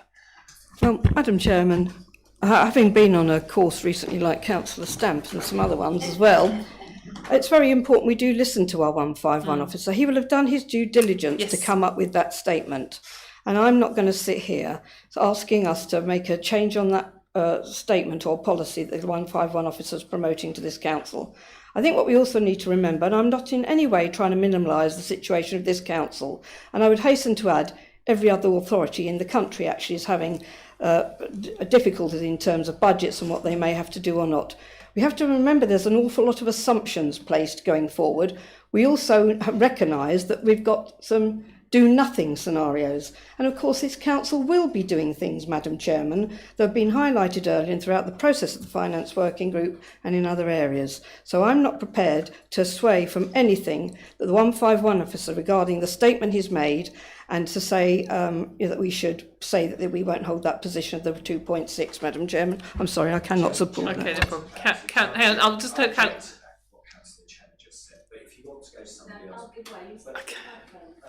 Chairman, I was not questioning the statement, the assurance statement of the 151 officer. I'm not doing that. What I'm trying to do is to totally, I appreciate under assurance, and I haven't got it in front of me, but I'm pretty sure that under assurance, the 151 officer makes it quite clear that moving forward, it's going to be very, very difficult to maintain the position that we're in. And I was just really asking the question, could that recommendation be strengthened up a bit just to say that we won't be able to keep, in line with the 151 officer's assurance statement, we won't be able to keep this £2.6 million promise, because we can't. I mean, if everybody's happy with that, I'm not. Okay, Councillor Stamp. I think we can reassure Councillor Fluker that that's not going to be the case, because after that meeting, Mr Leslie very kindly had a one-to-one with me when I asked the very same questions about is that reviewed annually, and he assured me and told me what processes he has to follow, and it's not a guaranteed amount every year. So I think next year it may be something different. So whilst I understand, and I think it's important what Councillor Fluke has said and trying to make everybody aware of the council's financial difficulties, I actually also agree with councillors who did the training course on Saturday, and we've got the second day on Saturday again, that I'm reassured that Mr Leslie is doing and following the SITFA regulations and the guidelines, and I am not concerned at the moment about his work. I am about the finances, so I'm happy to support this as it is. Chairman, based on that, I'll withdraw my proposal. Thank you. Okay, Councillor Swain, then we'll put this to the vote. Yes, I mean, I dislike this phrase, medium-term financial strategy. It's not a strategy at all. And as Mr Leslie has pointed out in the text, it is simply a projection on a do-nothing basis with a lot of unknowns. Okay, thank you. Okay, members, do we agree to approve the medium-term financial strategy as before us? Agreed? Okay, thank you very much. Okay, moving on to agenda item 9, which is the Treasury Management Strategy on pages 141 to 188. I'll just... sorry, can I just check? You mentioned about members approving the medium-term strategy. That last item was the revised and original budget estimate. So it's just, I just want to check that was all agreed. Yes. That's fine. Thank you very much. Okay, agenda exactly as it's printed. Okay, agenda item 9, Mr. Leslie. Yeah, thank you. We covered some of it to an extent, but the strategy has been developed in consultation with our external advisors. It's similar to previous years and sets out how the council will manage its investments. Table 3 on page 148 sets out the investment limits for counterparties within that. And also on page 156. This also sets out the types of investment held by the council at the 31st of December. The list of Treasury management practices that are set out in SITFA's Treasury Management Code that the council follows is set out in Appendix 2 and shows how the council complies with those requirements. The report shows that the council has no underlying borrowing requirement as well. Okay, members, any questions? Councillor Fluker. Thank you, Chairman. I mean, I just wondered, Ben, based on the question before I just wondered how agile we are when we come to investing generally, because, completely out of, but who are those ghastly people, Trasomics and Kwartang or whatever his name was, during that Conservative debacle, the interest rate shot through the roof, and out of the blue, the NatWest were offering 5.6%. On a minimum investment of £1,000 up to 100,000 over 2 years. I mean, do we respond to that sort of sudden swing and offer? And did we manage to capitalise on the massive rise in interest rates and bonds during that period? I mean, during that period, bonds were being sold government bonds on 18% yield on each year for the first 3 years. Okay, so the council follows three principles with its investments. Security is its first priority. Second, it's liquidity, and third, it's yield returns around that. So what the council places is short-term investments up to 12 months generally, which means that where the markets change, it can, within that short period of time, invest in other areas. So if the interest rates go up, generally we'll be able to take advantage of that in a relatively short period of time. Similarly, if they go down, obviously we're exposed to that in the period of time, but that does follow the sort of three principles around that. We do have some longer term investments as well that have yielded quite good returns in the property fund and also the diversified income fund. Total 5 million in those two, which the council agreed to some time ago and have performed well. As we've seen the investments or interest rates increase, we have been able to take advantage of those increased rates and reflected in previous papers in the medium-term financial strategy. We can see actually the significant financial impact that's had around that projection. So we are taking advantage of those, but also investing based on those principles and in accordance with our Treasury management strategy and advice from our Treasury advisors. Okay, members, anything else? So, do we agree to accept this report? Agreed? Agreed, Chairman. Very detailed, Okay, strategy. well done. Yes, I agree with that. Yeah, it was very detailed. Okay, agenda item 10, which is the council tax support scheme 23-24, which is pages 189 to 216, which is Mrs. Green, I believe. Madam Chairman, may I just remind you, I did make a statement at the beginning. I will not participate in the discussion or vote. Yeah, Thank you. that's absolutely fine. If that can be noted, please, Tara. Thank you, Yes, of course, Chairman. Thank you. Thank you, Mrs. Green. members. This report is an annual report that comes to you to agree the local council tax support scheme, which is a scheme that assists customers with council tax reductions based upon their low income. The scheme that's before you tonight is an essentially unchanged scheme. The main difference is that the government have given us some additional discretionary grant, which we're intending to discharge through an additional £25 payment, which will be awarded as part of the discount at the start of the financial year. The report before you confirms that the only changes which are summarised in the recommendations are a cost of living increase, which is in line with the other DWP benefits. In addition to that, any legislative changes that are being introduced in the housing benefit scheme, just to make this consistent with the other comparable schemes. There's a few minor technical amendments to ensure that during the year, if there are any additional schemes that are introduced to provide support to customers that are on benefits, that anything that is awarded as an additional local payment, we can disregard from our scheme, so that essentially the customers aren't getting it paid in one hand and taken out of the other. And as I mentioned at the outset, provision toward the extra £25 discount to people who are in receipt of benefit as of the 1st of April.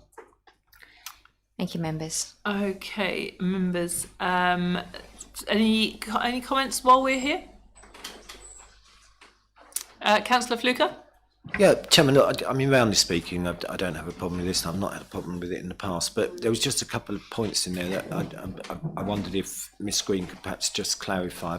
3.3.1, it says the LCTS for 22-23 to date has been largely contained within the collection fund. Sorry, did you get that? So from the collection fund.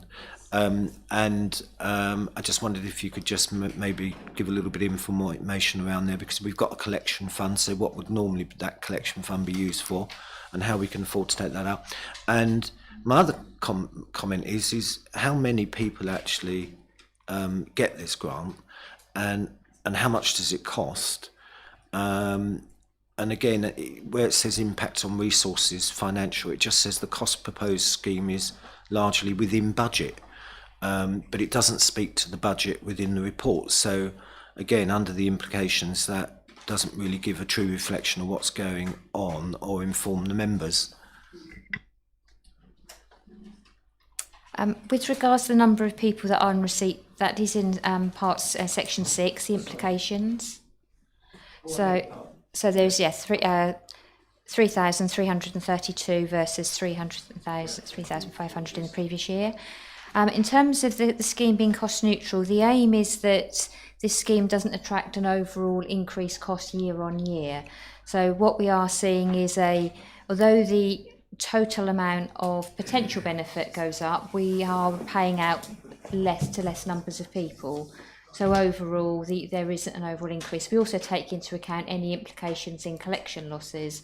So when we look at that, we're just looking to make sure that the scheme, as it is, doesn't cost us more year on year. And at the moment, that is the case. If we, for example, saw a significant increase in the numbers of people claiming benefit, then that would be an additional cost. And those are the sort of triggers where we might then need to look at the scheme in terms of keeping it cost neutral. Thank you. Councillor Stamp, then Councillor Channer. Thank you, Madam Then Chair. Councillor Lagan. Do the officers foresee an increase? Because obviously, looking at the financial state at the moment of the whole of the UK and the world globally, I think you're going to have more people that are going to be looking for help. So have you actually looked into that at what stage the break even would be? Because I would hate that we can offer a much needed service from this council when it is needed, if that makes sense. So I'd rather, if and when you come to this council, and Councillor Fluker, close your ears because you won't like this, but if you come to us and say we need more money, would you feel you could come to us so we could support our residents in need, if that makes sense? Thank you, Chair. Madam Chairman, the scheme, if we are proposing to make any changes to the scheme, we would have to undertake a full consultation process with residents and obviously with members. And at that point, there would be a list of choices. So it could be that members wish to retain the current scheme, or it may be they wish to reduce the current scheme. And that would be a choice for members. At this point, once the scheme is approved, this would be the scheme that would be approved for the year, so it wouldn't be changed. But what would come before you next year is possibly some revisions to the scheme with some options if we did see a significant increase in expenditure. Okay, yeah, thank you. Thank you. So we're not flexible. We can't be flexible then this year. So if there is a sudden spike, which we most probably, I think there will be, there's nothing we could be able to do for our residents that much in need. I just find it's really difficult. Would there be other options for our residents that could get some financial help from if they needed it? Madam Chairman, the scheme hasn't got an overall cap to it, so it's based upon a set of criteria, and if the resident is entitled to the benefit based upon that criteria, they will receive it in this year. What we might see is if we see the expenditure increasing during the course of the year, then the scheme that comes forward to you next year may have to be reviewed to take account of the fact that we are experiencing higher expenditure, but it isn't something we would do in year, and anybody that is entitled under this scheme would receive that income. Thank you. Councillor Chenna? Yes, apologies, Madam Chairman. It's the next item I can't speak on, so I do beg your pardon. No problem. I jumped ahead of myself with this wretched system tonight. It's all sticking all over the place. Can I just then go to page 193? Because I can't find the other page now I had a question on, and it was to do actually with persons with higher disabilities, I think the wording may have been. But on page 193, and it is to do description of proposal policy service, and it's the bottom line actually, there are no proposals to change the current scheme other than to mirror national changes. So to me, there's changes coming to the scheme, because it says there are no proposals to change the current scheme other than to mirror national changes. So we're changing something. The £25 addition, if we are referring to £25 additional payment, that is a national scheme. But what we need to do is we need to have a policy as to how we administer that scheme, which is why that is in that report, because one of the appendices is the detail of the scheme under which that payment is made, but the actual scheme itself is based upon a national scheme. Okay, I am looking at one of the appendices, that's where I've got that line from on page 193. So, okay, thank you. I think that's answered it.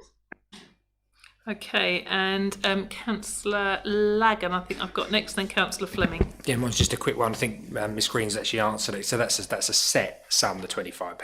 That's nationally. It is, yeah. It's £25 for everybody who's in receipt of council tax support as of the 1st of April. Okay, and the other thing, probably more to the directors, is that can we, when we do reports, we reference in speech a lot of things, we call them customers. Customers have a choice, they're residents in this situation. So it's just an annoyance of me, it's distinction in language to make sure, because if I had a choice, would I pay it? But I have to pay it and I gladly pay it. So it's just something that's always scratched my itch. Thank you. Okay, Councillor Fleming. Thank you, Chair. Page 191, a question for Ms Green. I was quite surprised to see that impact on customers, that there's been a decrease. Do you know why that is, given that we're in a cost of living crisis? Madam Chairman, we have actually been seeing a year-on-year decrease for some years now, so at this point I probably couldn't give you a clear answer. But it is something that is continuing, so it's not. We haven't seen the sort of the rise. Perhaps this year we might, as Councillor Stamp referred to, we might start to see an increase. But the last couple of years we actually have seen a bit of a decrease. Okay, Councillor Channer. Thank you, Madam Chairman, because I've now managed to get to the point where I wanted to on this sticky table. Page 195, which is the appendices, Appendix 1, and it says to advance equality of opportunity between people who share a protected characteristic and those who do not. And it says the higher rate disability benefits will continue to be disregarded, thereby protecting those with specific long-term conditions who fall within this group. Can the officer please just expand on that rationale to me, please? Thank you, Mrs Green.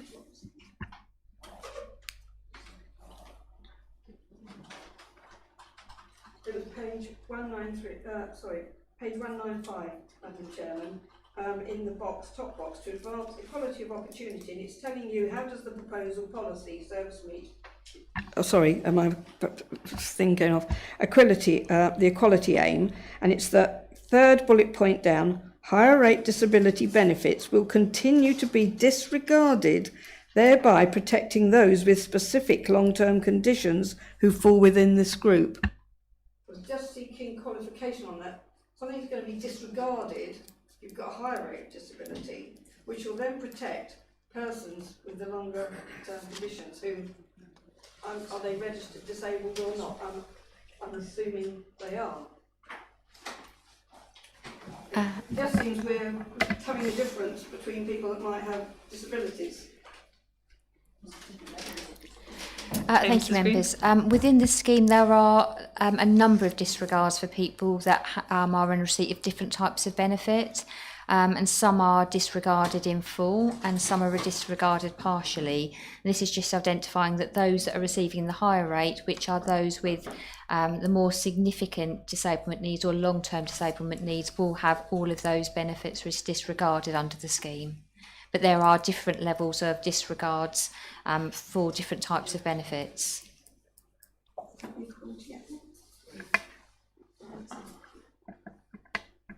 Did that answer your question, Councillor Channer? Or do Well, you it want to come does, back? but I'm just trying to now weigh up the Equality Act bit, and like we disregard for certain people, persons with a disability, unless I'm understanding it wrong, and then those with a lesser, well, not lesser disability, they've got a disability, but they're not necessarily getting the higher rate. There seems to be a difference between the two, and so obviously that must be something that's okay within the Equality Act. But to me, it makes I don't know. You're either equal with disabilities or you're not, but that's probably because I need to understand more. Thank you. Councillor Fleming? Thank you, Chair. Another question for Mrs Green. The £25, is that automatically applied, is my first question. And then the hardship fund, how do people know about that? Do they have to sort of do research and then, or is it something that we sort of promote? Make the information available, because I'm just concerned that we're seeing falling numbers, that we're not making our help widely known. Thank you. With regards to the hardship payments, that is something that customers can apply for, but probably most importantly that officers will scan for as part of an application. So, for example, if we've got somebody that is really struggling to pay their council tax and is in financial hardship, then we would invite an application at that point. Okay, members, any more questions, or are we? Oh, sorry, Councillor Durham. Yeah, thank you. Just very quickly, the schemes like this are absolutely vitally important, because one thing that can turn our budget and MTFS on its back would be a dramatic change in collection rates. So, if there's a significant decrease in collection rates, our projected income is just going to disappear. So, the schemes like this are absolutely essential. Yes, I agree entirely. Okay, members, are we okay to agree this? Agreed? Lovely, thank you. Okay, moving on. So we are now on to agenda item 11, which is the council tax discretionary discount levels on pages 217 to 232, which is Mrs Green again. And Chairman, this is the one where I'm not partaking in any Okay, right. Okay, Tara, if you could record that, please. Yes, I've got that noted. Thank you. Thank you. Okay, right, Mrs Green. Thank you, Chairman. So this report is coming before you because we are asking members to consider whether they would like to amend some of the discretionary discount levels following some changes in legislation. But just to give you some background, we currently charge what is called a long-term premium for properties that have been empty for over 2 years. So this change was introduced some years ago, and it was intended to encourage properties to come back into use. So the charge only kicks in after the property has been empty for 2 years, and thereafter there is a 100% premium. A couple of years ago, the government changed the legislation to enable us to provide a further opportunity to encourage owners to bring those properties back into use by expanding the charge that could be payable. And on that occasion, members did agree that they would start to charge the maximum premium, which is set out at 3.3 in the report, which is currently, there's no charge for the first 2 years. After 2 years, there's a 100% premium. After 5 years, there's a 200% premium, and after 10 years of being empty, there's a 300% premium. So that's the scheme as it currently stands. The new legislation enables members to consider, rather than charging the premium after 2 years, to actually charge the premium after 1 year. And again, that's encouraging those properties to come back into use from a much earlier date. So that is the first option before members this evening. Would you like to consider charging that empty home premium after 12 months rather than 2 years? The second option that's before you is relating to second homes that are nobody's sole or main residence, so property that might be used for weekends or might be partially furnished but not really in use. Up until now, we haven't been able to charge any additional charges to those properties, again to encourage them back into use. But from next year, we are able to levy a charge against those properties, and we can introduce a council tax premium charge on those, very similar to empty homes, with the same purpose to encourage those to be brought back into use. So in 3.6, you will see what is being proposed if members were minded to implement those maximum new charges. So you shall see from there, that would mean that for the current financial year, things would stay the same. But for the financial year 24-25, those are the new charges. So for the first year for an unoccupied property, there would be no change, but from 1 year onwards, a property remains empty, you would then charge that 100%. And from thereafter, the charges would remain the same. And for second homes, the new charge would be 100% from 2024. The legislation requires that we agree this in the financial year ahead. So if members were minded to include these charges, they wouldn't apply this year, they would apply with effect from next year. Thank you, members. Okay, Councillor Stamp, did that answer your question? That was my question. Why are we waiting? Because of the legislation, we can't do it. Yeah. Thank you. Councillor Swain? Yes, Chairman.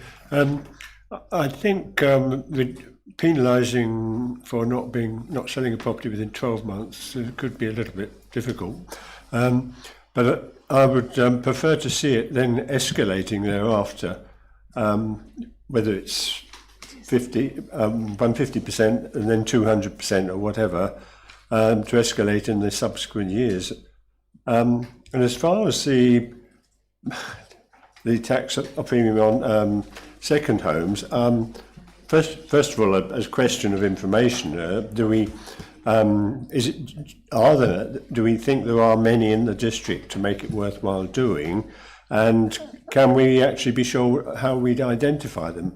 And to point out further that a lot of councils are now considering 200 or 300% increases for second homes. Thank you, Councillor Swain. I mean, I think if I'm reading this correctly, we've got the increases at the new charges for 23-24, which is up to 300%, if I've read that correctly. Is that right, Mrs. Green? That's correct, Chairman. Yeah, okay. And I've got Councillor Lagan and then Councillor Fleming. Thank you, Chair. I'll just say that the report itself is very concise and very clear and very informative, and I'll be more than happy to support the report with the percentile increases or charges that are levied there, because to me it makes sense. Okay, Councillor Fleming. Thank you, Chair. Question for Mrs. Gwynn. You identify there are 242 second homes. So if you've identified them, you presumably know which council tax band they're in, roughly. Do you know what are the sort of how will it help our finances in terms of income generated? Just a ballpark figure I was interested in.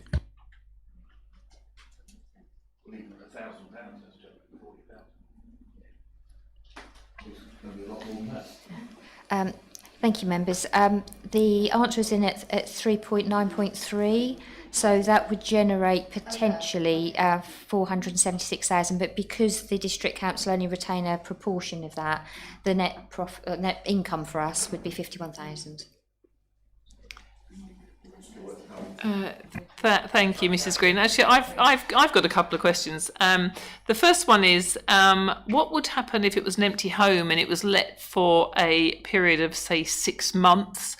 Would that then take the council tax back down to zero, or would it somehow carry on if it had a 6 month? Because I mean, they could do a short-term 6 month policy. So how does that affect the extra charges over the years? Does it go back to zero? And the other things with the new homes bonus, I see under 3.8.3, you're actually raising about the holiday accommodation and say Airbnb or whatever. Has that been factored in? Because that can be quite a good tourist income. Because I know that in Edinburgh, it's all about the FITs, which is the free independent travellers. And obviously we don't want to lose those. So will there be a bit of work to differentiate between those who might be using them for occasional income and those who might? I mean, I know all the new laws coming in with Airbnbs, it all gets a bit more complicated when it's a full house rather than a single room. So there's about 10 questions there, I think, Mrs. Green, sorry. For any period of time where a second home is occupied as someone's main residence, then that charge won't be applicable. Okay. And then it will, effectively, the clock will start from the point where the property becomes empty or a second home again. Okay, no problem, thank you. That was just a piece of curious while I was reading it. Okay, Councillor Fuka? Thank you, Chairman. Miss Green won't be able to do it to me this time because I've actually read your report properly. I was just, first of all, well done for reducing the 117 down to 82. You know, I mean, it's heartbreaking to see properties that aren't being used, and I know there's two in Southminster. One of them's been empty since probably about 50 years, so goodness knows what they're paying. And I was quite surprised that there's 242 second homes that you've identified in as well. So obviously the Revs and Ben's department are doing quite a good job sort of identifying these, which I think is very good. I mean, look, I think at the end of the day, you know, we you know, it's our duty to try and get these homes back into general use, and I think we should always apply the maximum that the government would allow us in asking for premiums on these properties. So, Chairman, I propose that we agree these recommendations. Yep. and thank Ms White for all of her hard work on this. Okay, all in favour? Oh, Councillor, yes, okay. Can I just say one thing, please? And Councillor Fluke has triggered something in my brain, so I do apologise. It's totally right. The thing is, when you've got vacated or empty homes, if you're in a terrace or a semi, it causes a great deal of stress for your adjoining neighbour when you've got rats and mice crawling through and overgrown. So I'd like to congratulate, and I'd say, can you please get the 82 down to 10? Thank you. Thank you. Councillor Durham? Yeah, can I just ask Ms Green, will there be an appeals process? I'm thinking of, you know, there's a particular house in my ward that has been the subject of a probate disagreement for about the last 5 years, so it's not actually through anybody's fault. But will there be an appeal procedure? Yes, Chairman, there's an internal procedure where we would undertake an internal review, and if the resident remains unhappy, then there is an appeal to an appeals tribunal, which is completely independent. Okay, thank you. Awesome. Okay, that's all in favour of that? All agreed? Perfect. Okay, so we are. Thank you, Mrs. Green. Oh, you've got another one later on. Right. Okay, we've got number 12, which is the pay policy statement on pages 233 to 242, which is Mr. Leslie. Yeah, thank you. It is a statutory requirement that the Council produces a pay policy statement each year, which must cover specific areas. It has been updated to reflect the current position, and a key measure is the pay multiple. This is the ratio between the director salary here and the median of all staff, which is 3.4 to 1. The government considers setting 20 to 1 as a maximum.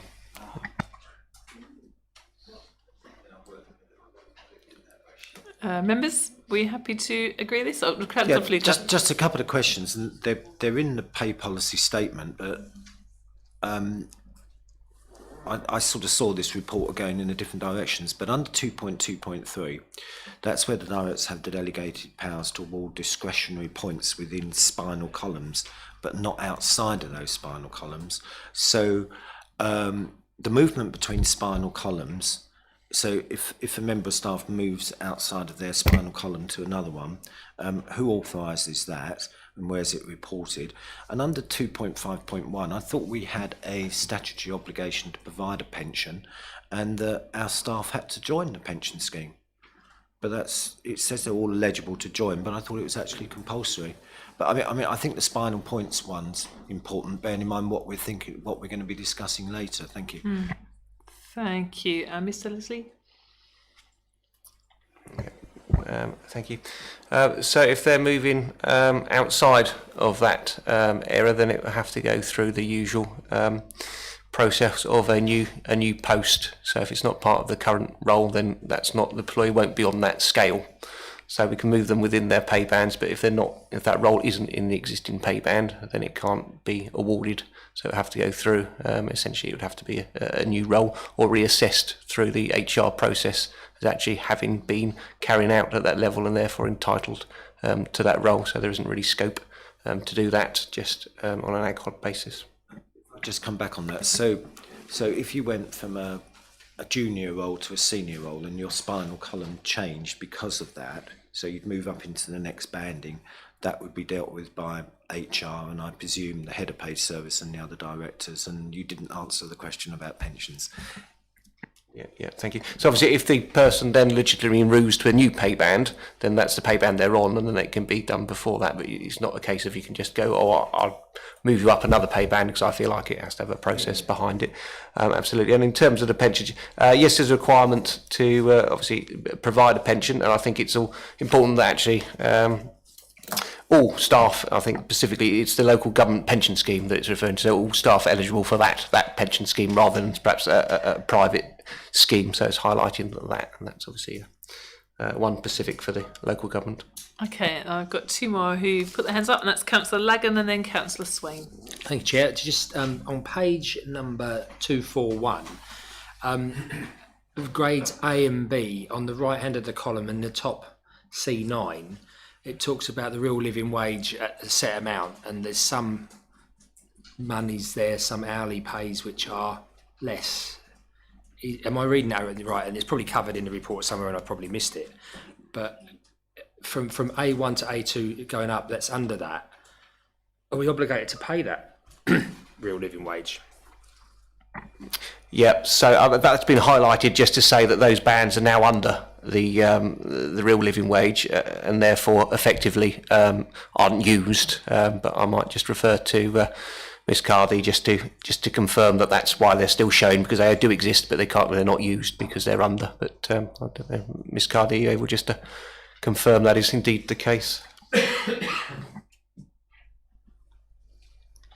Yes, that is correct. There is A to C that are under the living wage. So it might be that we need to just change that part because of the rise in the living wage that has just gone on to Part C and Part D and E are above that anyway. But yes, we top them up with the living wage, but we use our pay scale to pay them according to that, but because it's below the living wage, we top it up with the living wage. So effectively, that's all they see in their pay packet. So just a supplementary, so just so I'm clear on that, so what's the lowest band that a member of Maldon District Council staff is paid at, please? What, sorry? The lowest band on the grades, what's the lowest band that we actually use to pay people? The lowest band is A. Apprentices are paid on the apprentice rate, and depending on what apprenticeship they're on, they may be lower than that. But that's a national government rate. No, sorry, what do we pay? Forget apprentices, FTEs or equivalents. Where do we kick in on paying staff at Maldon District Council? So is it C9 or C10, C11, C12? Which one? I think if I might come in, I think what Councillor Lagan is asking is, can we be certain that all of the staff that are full-time employees that are not apprentices are on the minimum wage? I'm sure they are, because it would be illegal not to be. So it's only and the apprentices that are under the minimum wage, they're on the legal wage for their pay grade or apprenticeship or whatever it is. Yeah, I'll get that. Yeah. Thanks for the intervention, Awesome. Chair. Okay, lovely. Thank you very much. Okay, right. I've got Councillor Swain next. Yes, thank you, Chair. I think median may be what we have to use, the median earnings, but I think it's a bit misleading, and I would certainly like to relate the top to the bottom. bottom of full-time staff, or at least an average figure. But the median, I think, is always a bit misleading. Okay, thank you. Councillor Fleming and then Councillor Fluker. Thank you, Chair. Just turning to page 240, the 8.2 and 8.3 about the subsistence allowances. I'm going to sound really stingy, really Scroogey here. Could Mr. Leslie provide the committee with, after this evening, an year to date on how much subsistence allowance has been claimed? Because just reading that, I was a little bit surprised at in 8.3 where employees can claim expenditure on meals. Again, without wanting to sound as though I'm a Scrooge, yeah. You know, there's people can plan ahead. They can make a sandwich and take it with them. I sound dreadful now, but I'm just, you know. I think Scrooge I do. Some days I don't even eat. I don't have time to eat. So I don't want to sound really miserable. But thank you. Okay, yeah, Mr. Liss is going to take that on and we'll supply it to us after this meeting. Okay, right, Councillor Fluker. With some clever HR people the other day, and you know how much I like HR, but they were talking about, you know, progression is almost, you know, progression comes in line with recruitment, and retention comes after progression. Looking at these figures on page 241, if I've understood what Miss Carvey just said, apprentices aside, it appears that from band A1 to C9, because those are paid below the living wage, we pay them all the living wage, because that's what council agreed. Nobody earned less than the living wage. So if you were on scale A1 or 2, there's not really a lot of incentive to do the work of somebody in C9, because you're not going to get a financial incentive to do it. Now, I know that people might look at that slightly differently, but others will look at it like that. So I do wonder if, you know, maybe we, you know, because retention and progression is really, really important. And I do wonder if, you know, we should take the living wage and then whether or not we should pay some kind of slight difference above that on these roles. Otherwise, everybody's earning the same amount of money. And to me, there has to be responsibilities built into those spinal columns, I'll say. So one would expect that, you know, there should be a difference in pay, if that makes sense. Yeah. I mean, it's probably just one of these strange things because we agreed to pay the living wage, but I don't know if Mr. Carvey wants to have a look at that and come back, or whether or not we think that's the prudence that should apply. But I just feel as though, you know, some people might just feel a bit left out if they're taking on more responsibilities and perhaps seek employment elsewhere. Ms. Cardy? I appreciate the point, but we are committed as a council to pay the living wage. So, in fact, because of that commitment, we are topping them up to the real living wage, and obviously that's to reflect the real cost of living, although it's not obviously reflecting the inflation at the moment. There is a proposal for next year through the LGA that we, as collectively, nationally, the lower two bands are deleted because they recognise the issue between the very lowest paid and how that's really not of a level for subsistence. So that would eradicate this issue. So that may be something. I don't think we can at the moment change those grades because it does reflect the difference, as you rightly say, in the posts. But it's our commitment to pay the real living wage that supersedes that, and there's nothing we could do unless we change our decision not to, or to award differently to the real living wage. Yeah, and that's before I go to the other members, I will say I've raised this with, I think I raised it with Mr. Leslie and Mr. Dawson, but I also, funny enough, raised it with Mr. Johnson today. I've phoned him on another matter.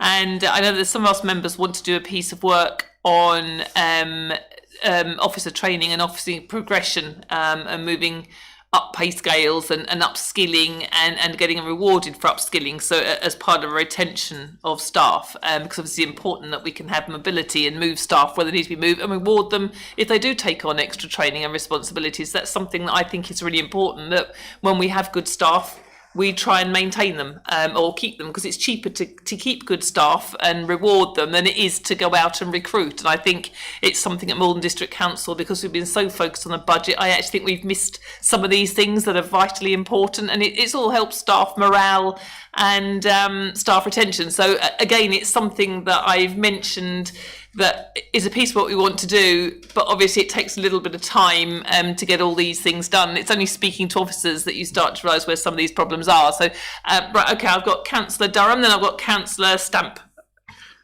Yeah, Chairman, I think, I don't think it's good to be having a publicly available pay scale chart that actually shows an hourly rate below not only the national living wage, but also the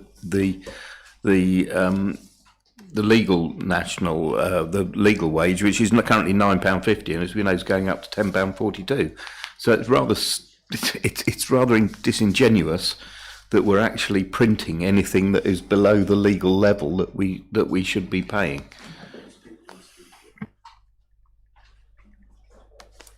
Okay, thank you, Councillor. Councillor Stamp? Do we have a percentage figure of the number of staff that are paid between A and C? Miss Cardy? Sorry, could you repeat that? Yes. Do we have you can do it, Chairman. You. Do we have a breakdown of the amount of staff that are on pay grades A to C that are full-time? Or the percentage of full-time as opposed to apprentices? Yes, we can get that. Okay, thank you. Right, other than that, is everybody okay to agree this? Yep, okay, excellent. Right, okay, moving on. Okay, Councillor Flicker?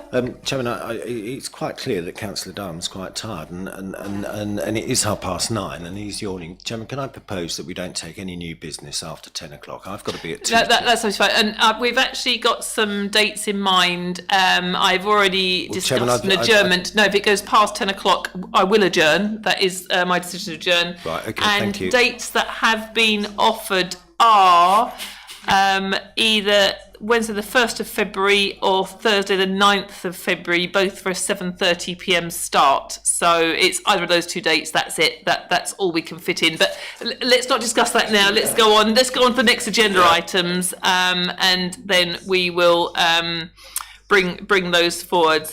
Right. Okay. So we are on to agenda item 13, which is the Maldon Citizen Advice funding request on pages 243 to 244, and this is a recommendation to go to full council, so we're only given a recommendation or a steer for full council, and that is Mrs. Green.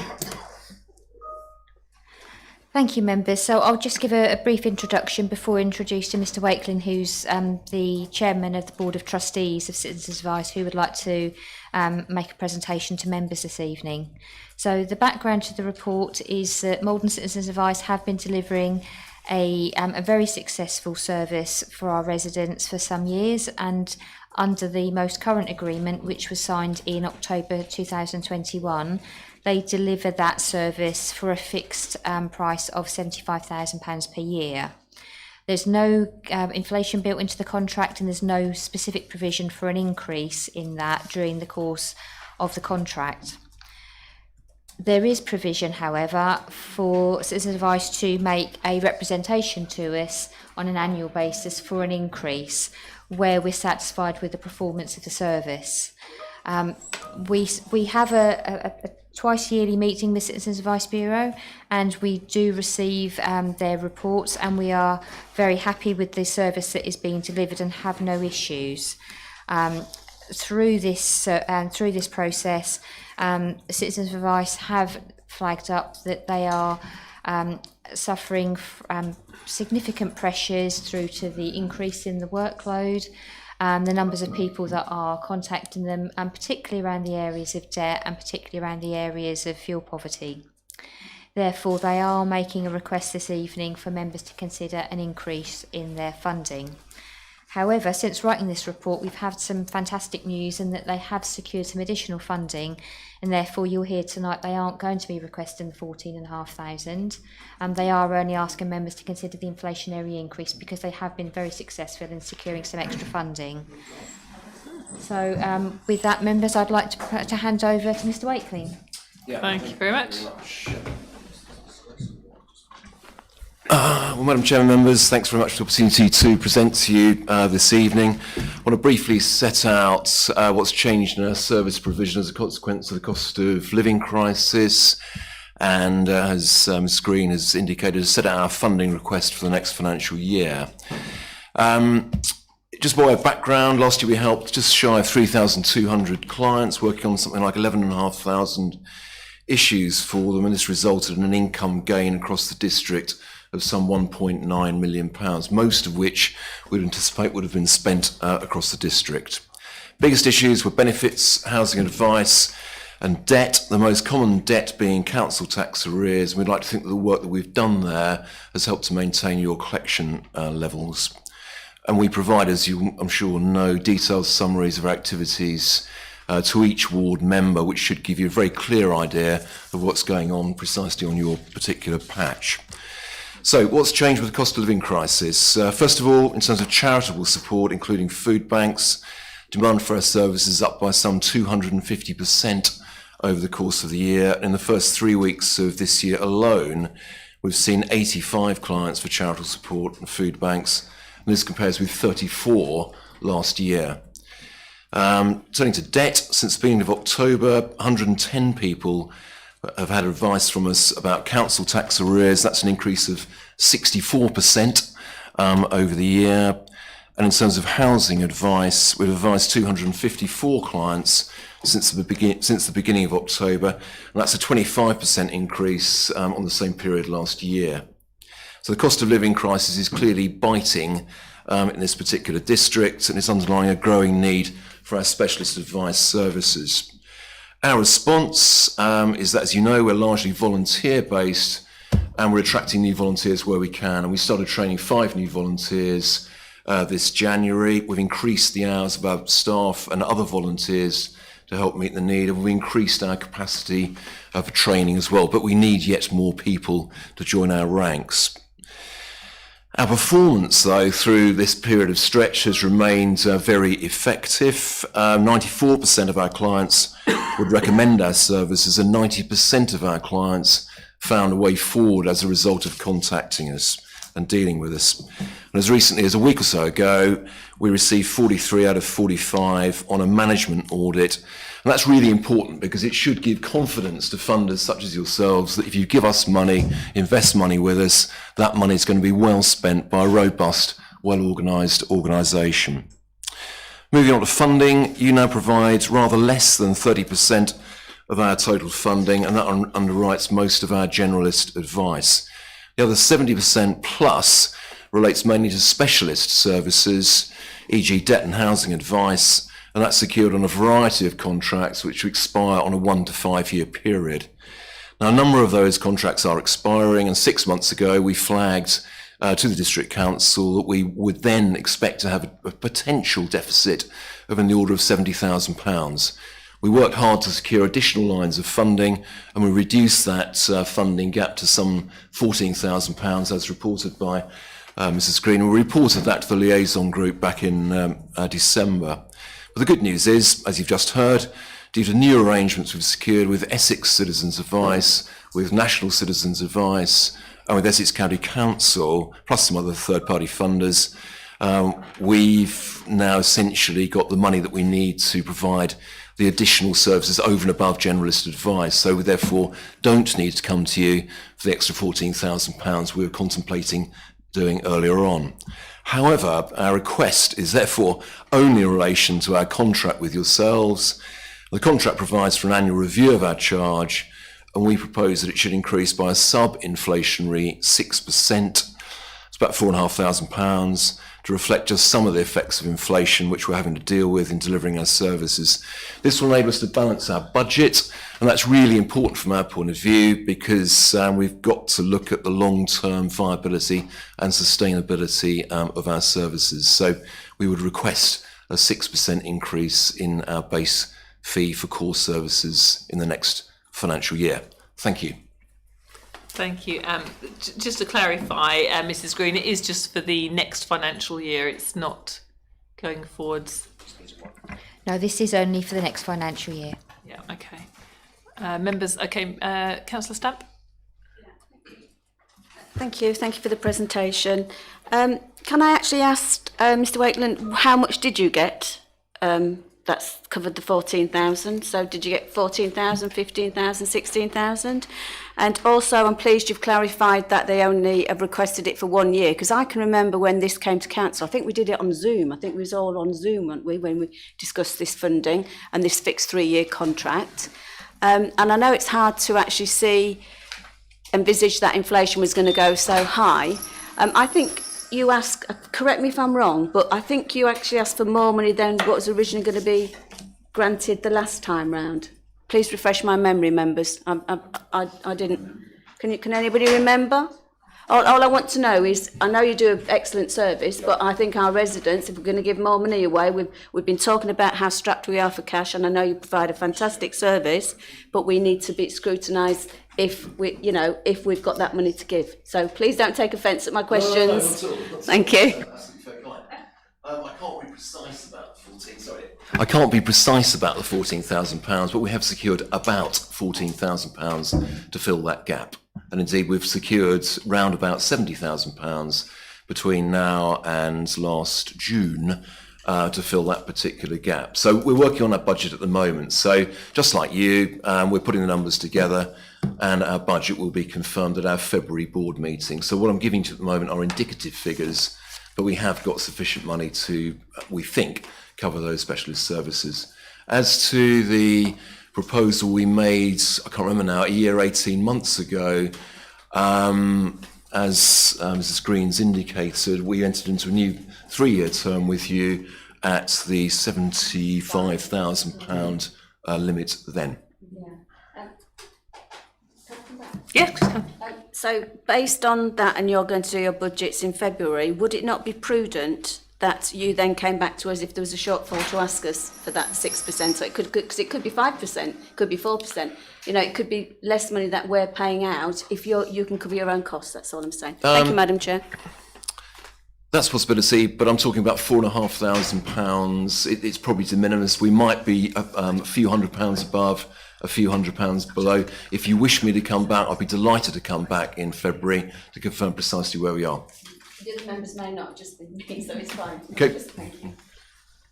Okay. I've got Councillor Lagan, then Councillor Siddle, Councillor Channer, Councillor Durham. So Councillor Lagan. Yeah, I'll be very quick. The service you provide is absolutely fantastic, and I seem to remember that the savings to this council that were promoted when we made the award of the support weren't significant. They were enormous. Yep. So I'm more than happy to support this, because we'd have to amend the recommendation when it comes to that. Recommendation 1 and 2, but absolutely 100% behind what you do and support here with that small sum of money. Thank you. It's very gracious of you to come forward and actually be open and honest and not say we want the whole lot. Thank you. Okay. Then I've got Councillor Siddle next. Thank you, Chair. I'm going to back up what Councillor Lagan's just said. The amount of money that we give as a grant and what that then saves us as a council, it pays back in bucket loads, basically. And in terms of the 4,500, I think that's a reasonable amount. I presume that will be an additional 4,500 over the next few years. Yep. So that is so not just this year, but 4,500 for each of the following years. Yes, that's correct.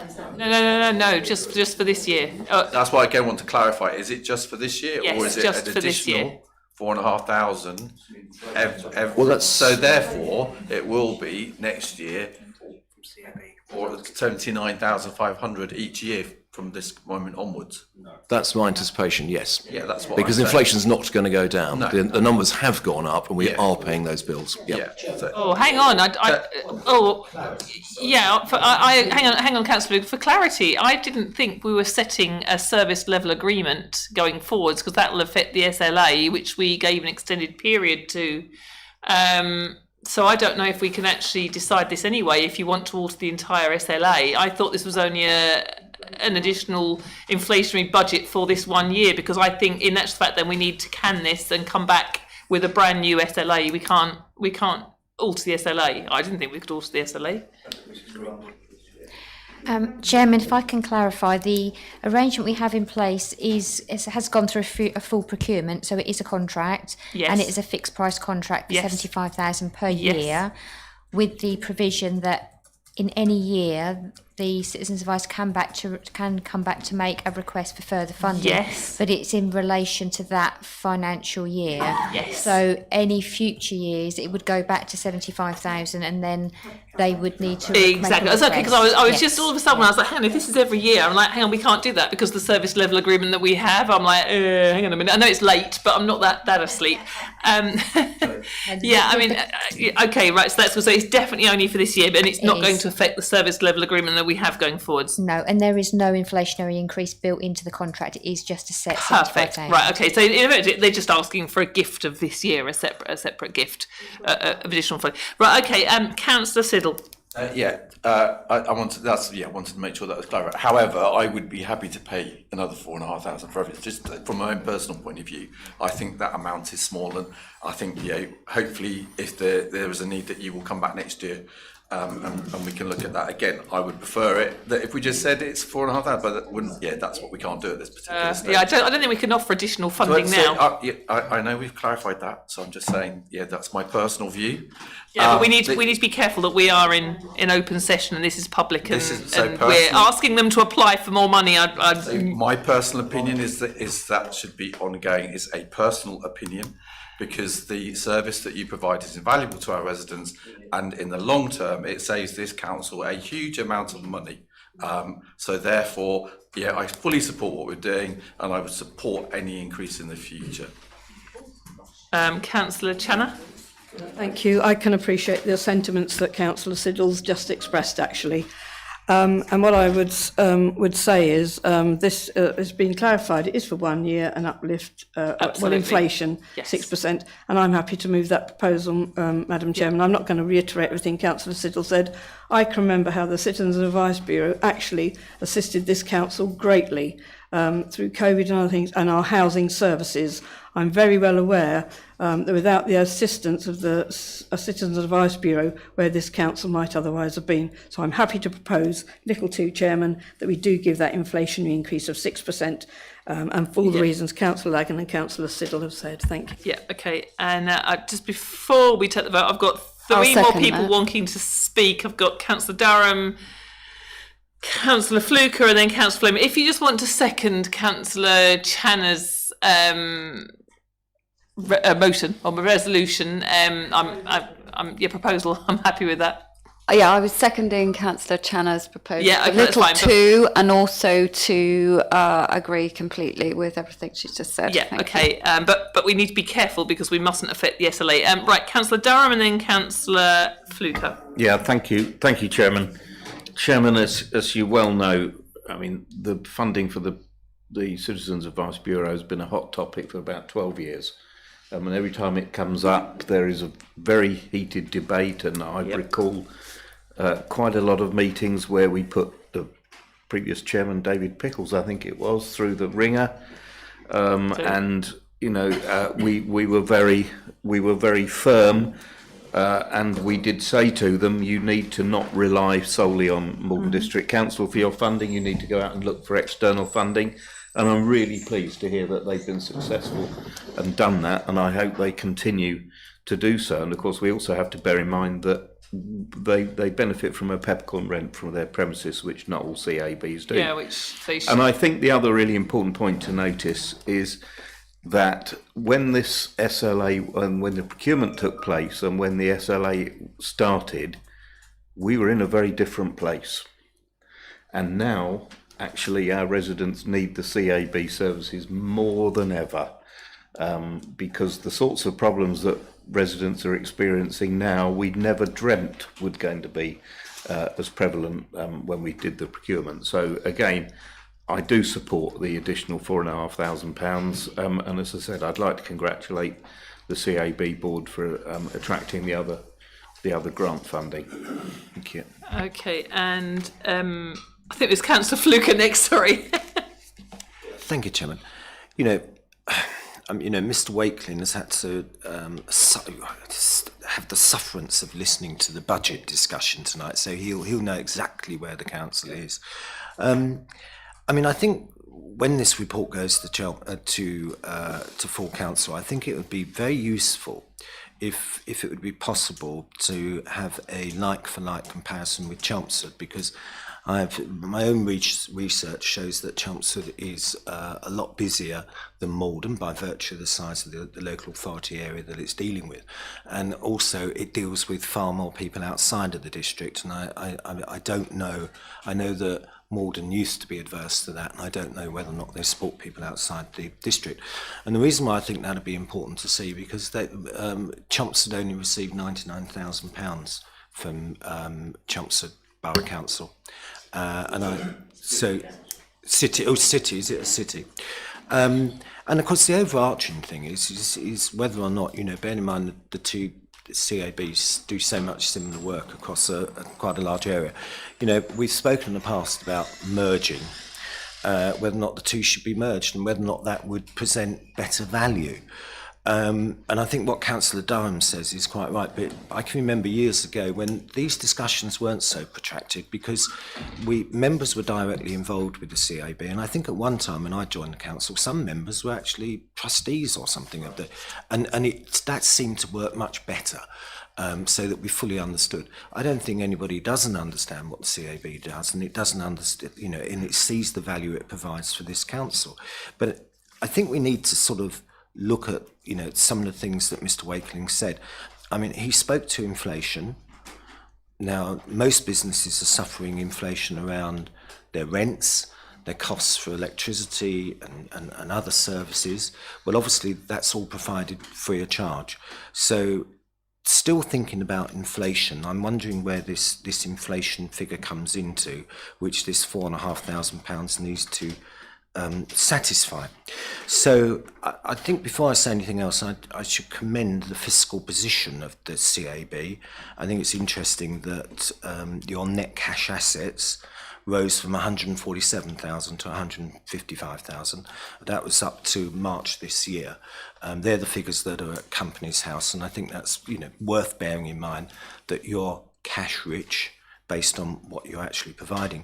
But the most extraordinary thing that I've found, and bearing in mind, I've been listening to these well-rehearsed arguments for the CAB for quite a number of years now, was the fact that your establishment has now risen to 14 part-time staff and 7 fixed-term employees, full-time employees, I beg your pardon. And again, this is the information that's readily available from Companies House. But the sum total of paying those staff is £237,000, with one member of staff getting £60,000. So, this inflation, is it to do with, are you increasing your, are you planning to pay your staff more? And this is what this inflationary sum is going to be used for. And I'm not expecting you to ask all of these questions now, but I think these are the questions that need to be asked when this goes to full council, because I think there will be a lot of due diligence around this. We've got the Advice Bureau with quite large cash assets. There's large cash assets. There's a large payroll, and on paper, as a business, it all looks quite good. So I hope that when you come to council, you'll be able to have some answers to those questions. And if I can, through you to Miss Green, it would be interesting to see what Chelmsford are actually providing, and in relation to the 99,000 they get from the city council. Thank you. Yeah, thank you. If I might comment, I think rather than prolong it too long tonight, as it's kicking on 10 o'clock, it might be interesting for full council just to have a breakdown of the accounts between Maldon and Chelmsford, so just for comparison. And on the accounts, does it take into account the peppercorn rent? I can't remember how that's worked out. I haven't seen the. I can't remember for the last time we did the budget increase. But I think I'm happy for that to go forwards, but then to council. But it would be interesting to get the information that Councillor Fluke has requested. Councillor Channon? Thank you. Well, alongside that then, Madam Chairman, I think what I'd also like from this authority going to that meeting would be the impacts and risks if we don't have a CAB, or perhaps don't give this, and what it does, what it equates for this authority. Sorry, Councillor Fluke, I didn't quite hear. I beg your pardon. I mean, there's absolutely no question. You've asked me to clarify something. Through the chair, Councillor Fluke, would you like to answer Councillor Channon? I am speaking about due diligence and best value for this council, and I know that there is a well-rehearsed argument why we need this, but what we're actually discussing here is an inflationary increase, and all I've done is bring to the committee's attention the intelligence in the background, which I'm sure that Mr. Wakeling will be able to embellish when he goes to council, to actually further and enhance his argument for this £4,500. Yeah, I mean, if I might from the chair, nobody wants to do away with the CAB, least of all the chairman and their other members. Nobody wants to do away with it, but I think Councillor Fluke wants clarity going forward to the next to full council. So Mr. Wakeling, God, I should know. It's tired, isn't he? 10 o'clock. Mr. Wakeling can put forward his other arguments. It's just further information. I think nobody needs to be aware that anybody here wants to do over the CAB. That's absolutely certain. So please be assured with that one. Right, Councillor Channon. Well, I just make my point again. Let's hear, while we're having this argument, we've all recognised they're good value for money. I'm saying there's an impact here as well, and that's what I'm just asking. We need to have a balanced view. Councillor Fluke has given us loads of information, which of course is on Companies House. We can do that for every company. I think that's excessive information, with all due respect. And I'm sure Mr. Wakeling will produce quite clearly the further information that might be helpful at full council. Yeah. But I would also like my point made, and the impacts and risks, etc. Thank you, Madam Chairman. And the fact we know, as Councillor Durham indicated, this life has changed. We're in a different world now. We've had the COVID pandemic, and we're now cost of living. And, we've got to recognise various things. Thank you. Absolutely, and nobody's disputing that, but I think we just want to make sure that we're actually spending the taxpayers' money wisely, and if a company has got an awful lot of cash assets, where are we? But we don't want to do all this, Abby. Right, okay, just quickly, I've got Councillor Stamp. Chairman, thank you for allowing me to come back. So I think it's really important that it wasn't taken out of context, and I also thank you for actually saying, because I raised some queries right at the very beginning, and there's no way I would want to get rid of it, because there's one in Burnham on Cratch, and we know how many people, and South Midlands, how many use it. So actually, thank you for doing that, and please don't take it out of context. We're here to scrutinise, whether we all agree or we disagree. It shouldn't be personal like that. I'm sorry, Chairman. Absolutely, and that's why I raised it. It was starting to sound like we want to do away with the CAB, and I'm like, well, speaking as the chairman, we absolutely do not want to do away with it. Okay, Councillor Fleming. Thank you. Everything's always about money, isn't it? And so the bottom line is that it would cost us a lot more than £75,000 a year, plus the 4.5 to deliver that service. And that's the bottom line, and that's what you've got to look at. It's value for money for us. Thank you. But this will be determined at full council, and I think we've requested the other information that Councillor Fluke requires. Right, okay, members, are we all happy with that going forward to council? Agreed. Yes, agreed. Right, perfect. Now, tell me, can we do the data management and insight strategy in 5 minutes?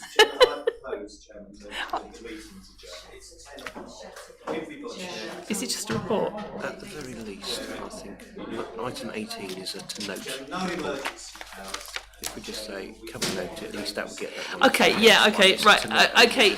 Yeah, members, right, okay, now we are going to adjourn the meeting, but before we adjourn it, item 18, which is on pages 391 to 394, which is supplementary estimates, environments, procurement exemptions and use of reserves, 1st of October to 30th. No, this is just a noting report. This is only for noting. No, Chairman, it's the one, I'm sorry, yeah, I'm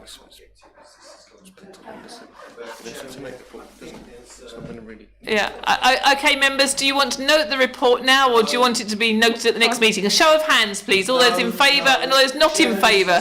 There's something in here, Chairman, which I'm afraid, I believe, Chairman, that officers have acted incorrectly, and I want to bring that to the attention of the meeting. That can wait, Chairman, until the next meeting. In fact, Chairman, I feel so strongly whether or not what I'm going to say. Okay, leave that. We won't do anything tonight. We're all tired. Madam Chairman, now that's been said, actually, I don't know that we want that to linger for another period of time, quite frankly, because having had that statement made, we need that clarified within this chamber. Right, Chairman, the satisfaction of what I just said rests in 3.4.1 of the report. There was one supplementary agreement. We're being asked to agree a supplementary estimate, which the officers have already, as far the way I've read this, the business has been done, and we are only being asked to note it. What I'm saying is, I believe that there's been a default and that the council has acted incorrectly. Could Mr. Leslie come back to you on that one? And 3.1.1, there's a supplementary estimate up to 20,000, Director of Resources in consultation with the Chairman of the Strategy and Resource Committee and Leader of the Council, and it has to be reported to the next S&R committee. So the consultation happened, the money was approved under that, which is consistent with the financial regulations per the Constitution, and per that it now has been reported to S&R, so it's just for S&R to note it. Well, Chairman, something here doesn't add up, because Mr. Leslie's insisted that this report comes to this meeting tonight for us to note effectively, but there's absolutely no reason not to note it at the next meeting. So why the urgency to note it tonight? As I said, I believe that there's been a breach of the procurement rules in relation to this procurement, and there's two ways of doing this: in strategy and resources next time, or through a motion to council.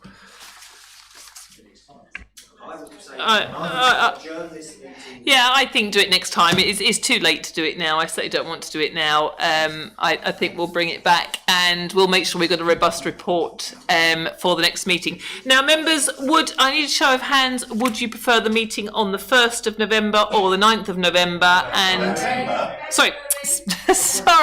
February. I'm looking at another report. The 1st or the 9th. Chairman, can I propose that if we are going to adjourn, whether the question should be put to members and officers is whether or not, bearing in mind it took us 3 hours to complete this meeting last time and 3 hours to complete council on an adjournment, can I propose that we start at start at 7 rather than 7:30?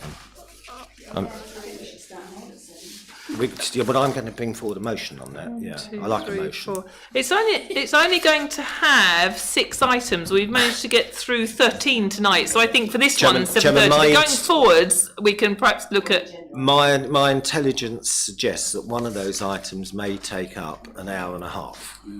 Easily, I've just been told. So the choice is yours, but I hate to have to adjourn twice. Councillor Lagan. Yeah, just before we... We've got to have 6. Hang on. Oh, sorry. Hang on. I do apologise. Just ask the county members just to... Sorry, we were arranging our diaries. Just before we do adjourn... What are the dates? The 9th. The 1st or the 9th? I'm just asking Mr. Dodson and Mr. Holmes, how do you feel on the earlier start time? I don't think. Okay, right, the directors are fine with the earlier start time of 7 p.m, but members, I think for clarity for officers, we need to decide tonight which meeting we're going to go for. So not everybody's going to be able to attend both meetings, so we're going to have to do it on a show of hands, and whatever the majority can attend, we'll go with that one. So can I have a show of hands for the 1st? What day is the 1st? What day is Wednesday, so it's either Wednesday the 1st. So how many members are happy with the 1st of February? 4. Okay, that's 4. And how many are happy for the 9th of February? Okay, it's the 9th of February then. So I'm going to, it is 10 minutes past 3. So, oh God, 3 minutes past 10. I'm tired. It's past my bedtime. I'm going to close the meeting at 3 minutes past 10. I'm going to adjourn the meeting and we'll reconvene on the 9th of February at 7 p.m.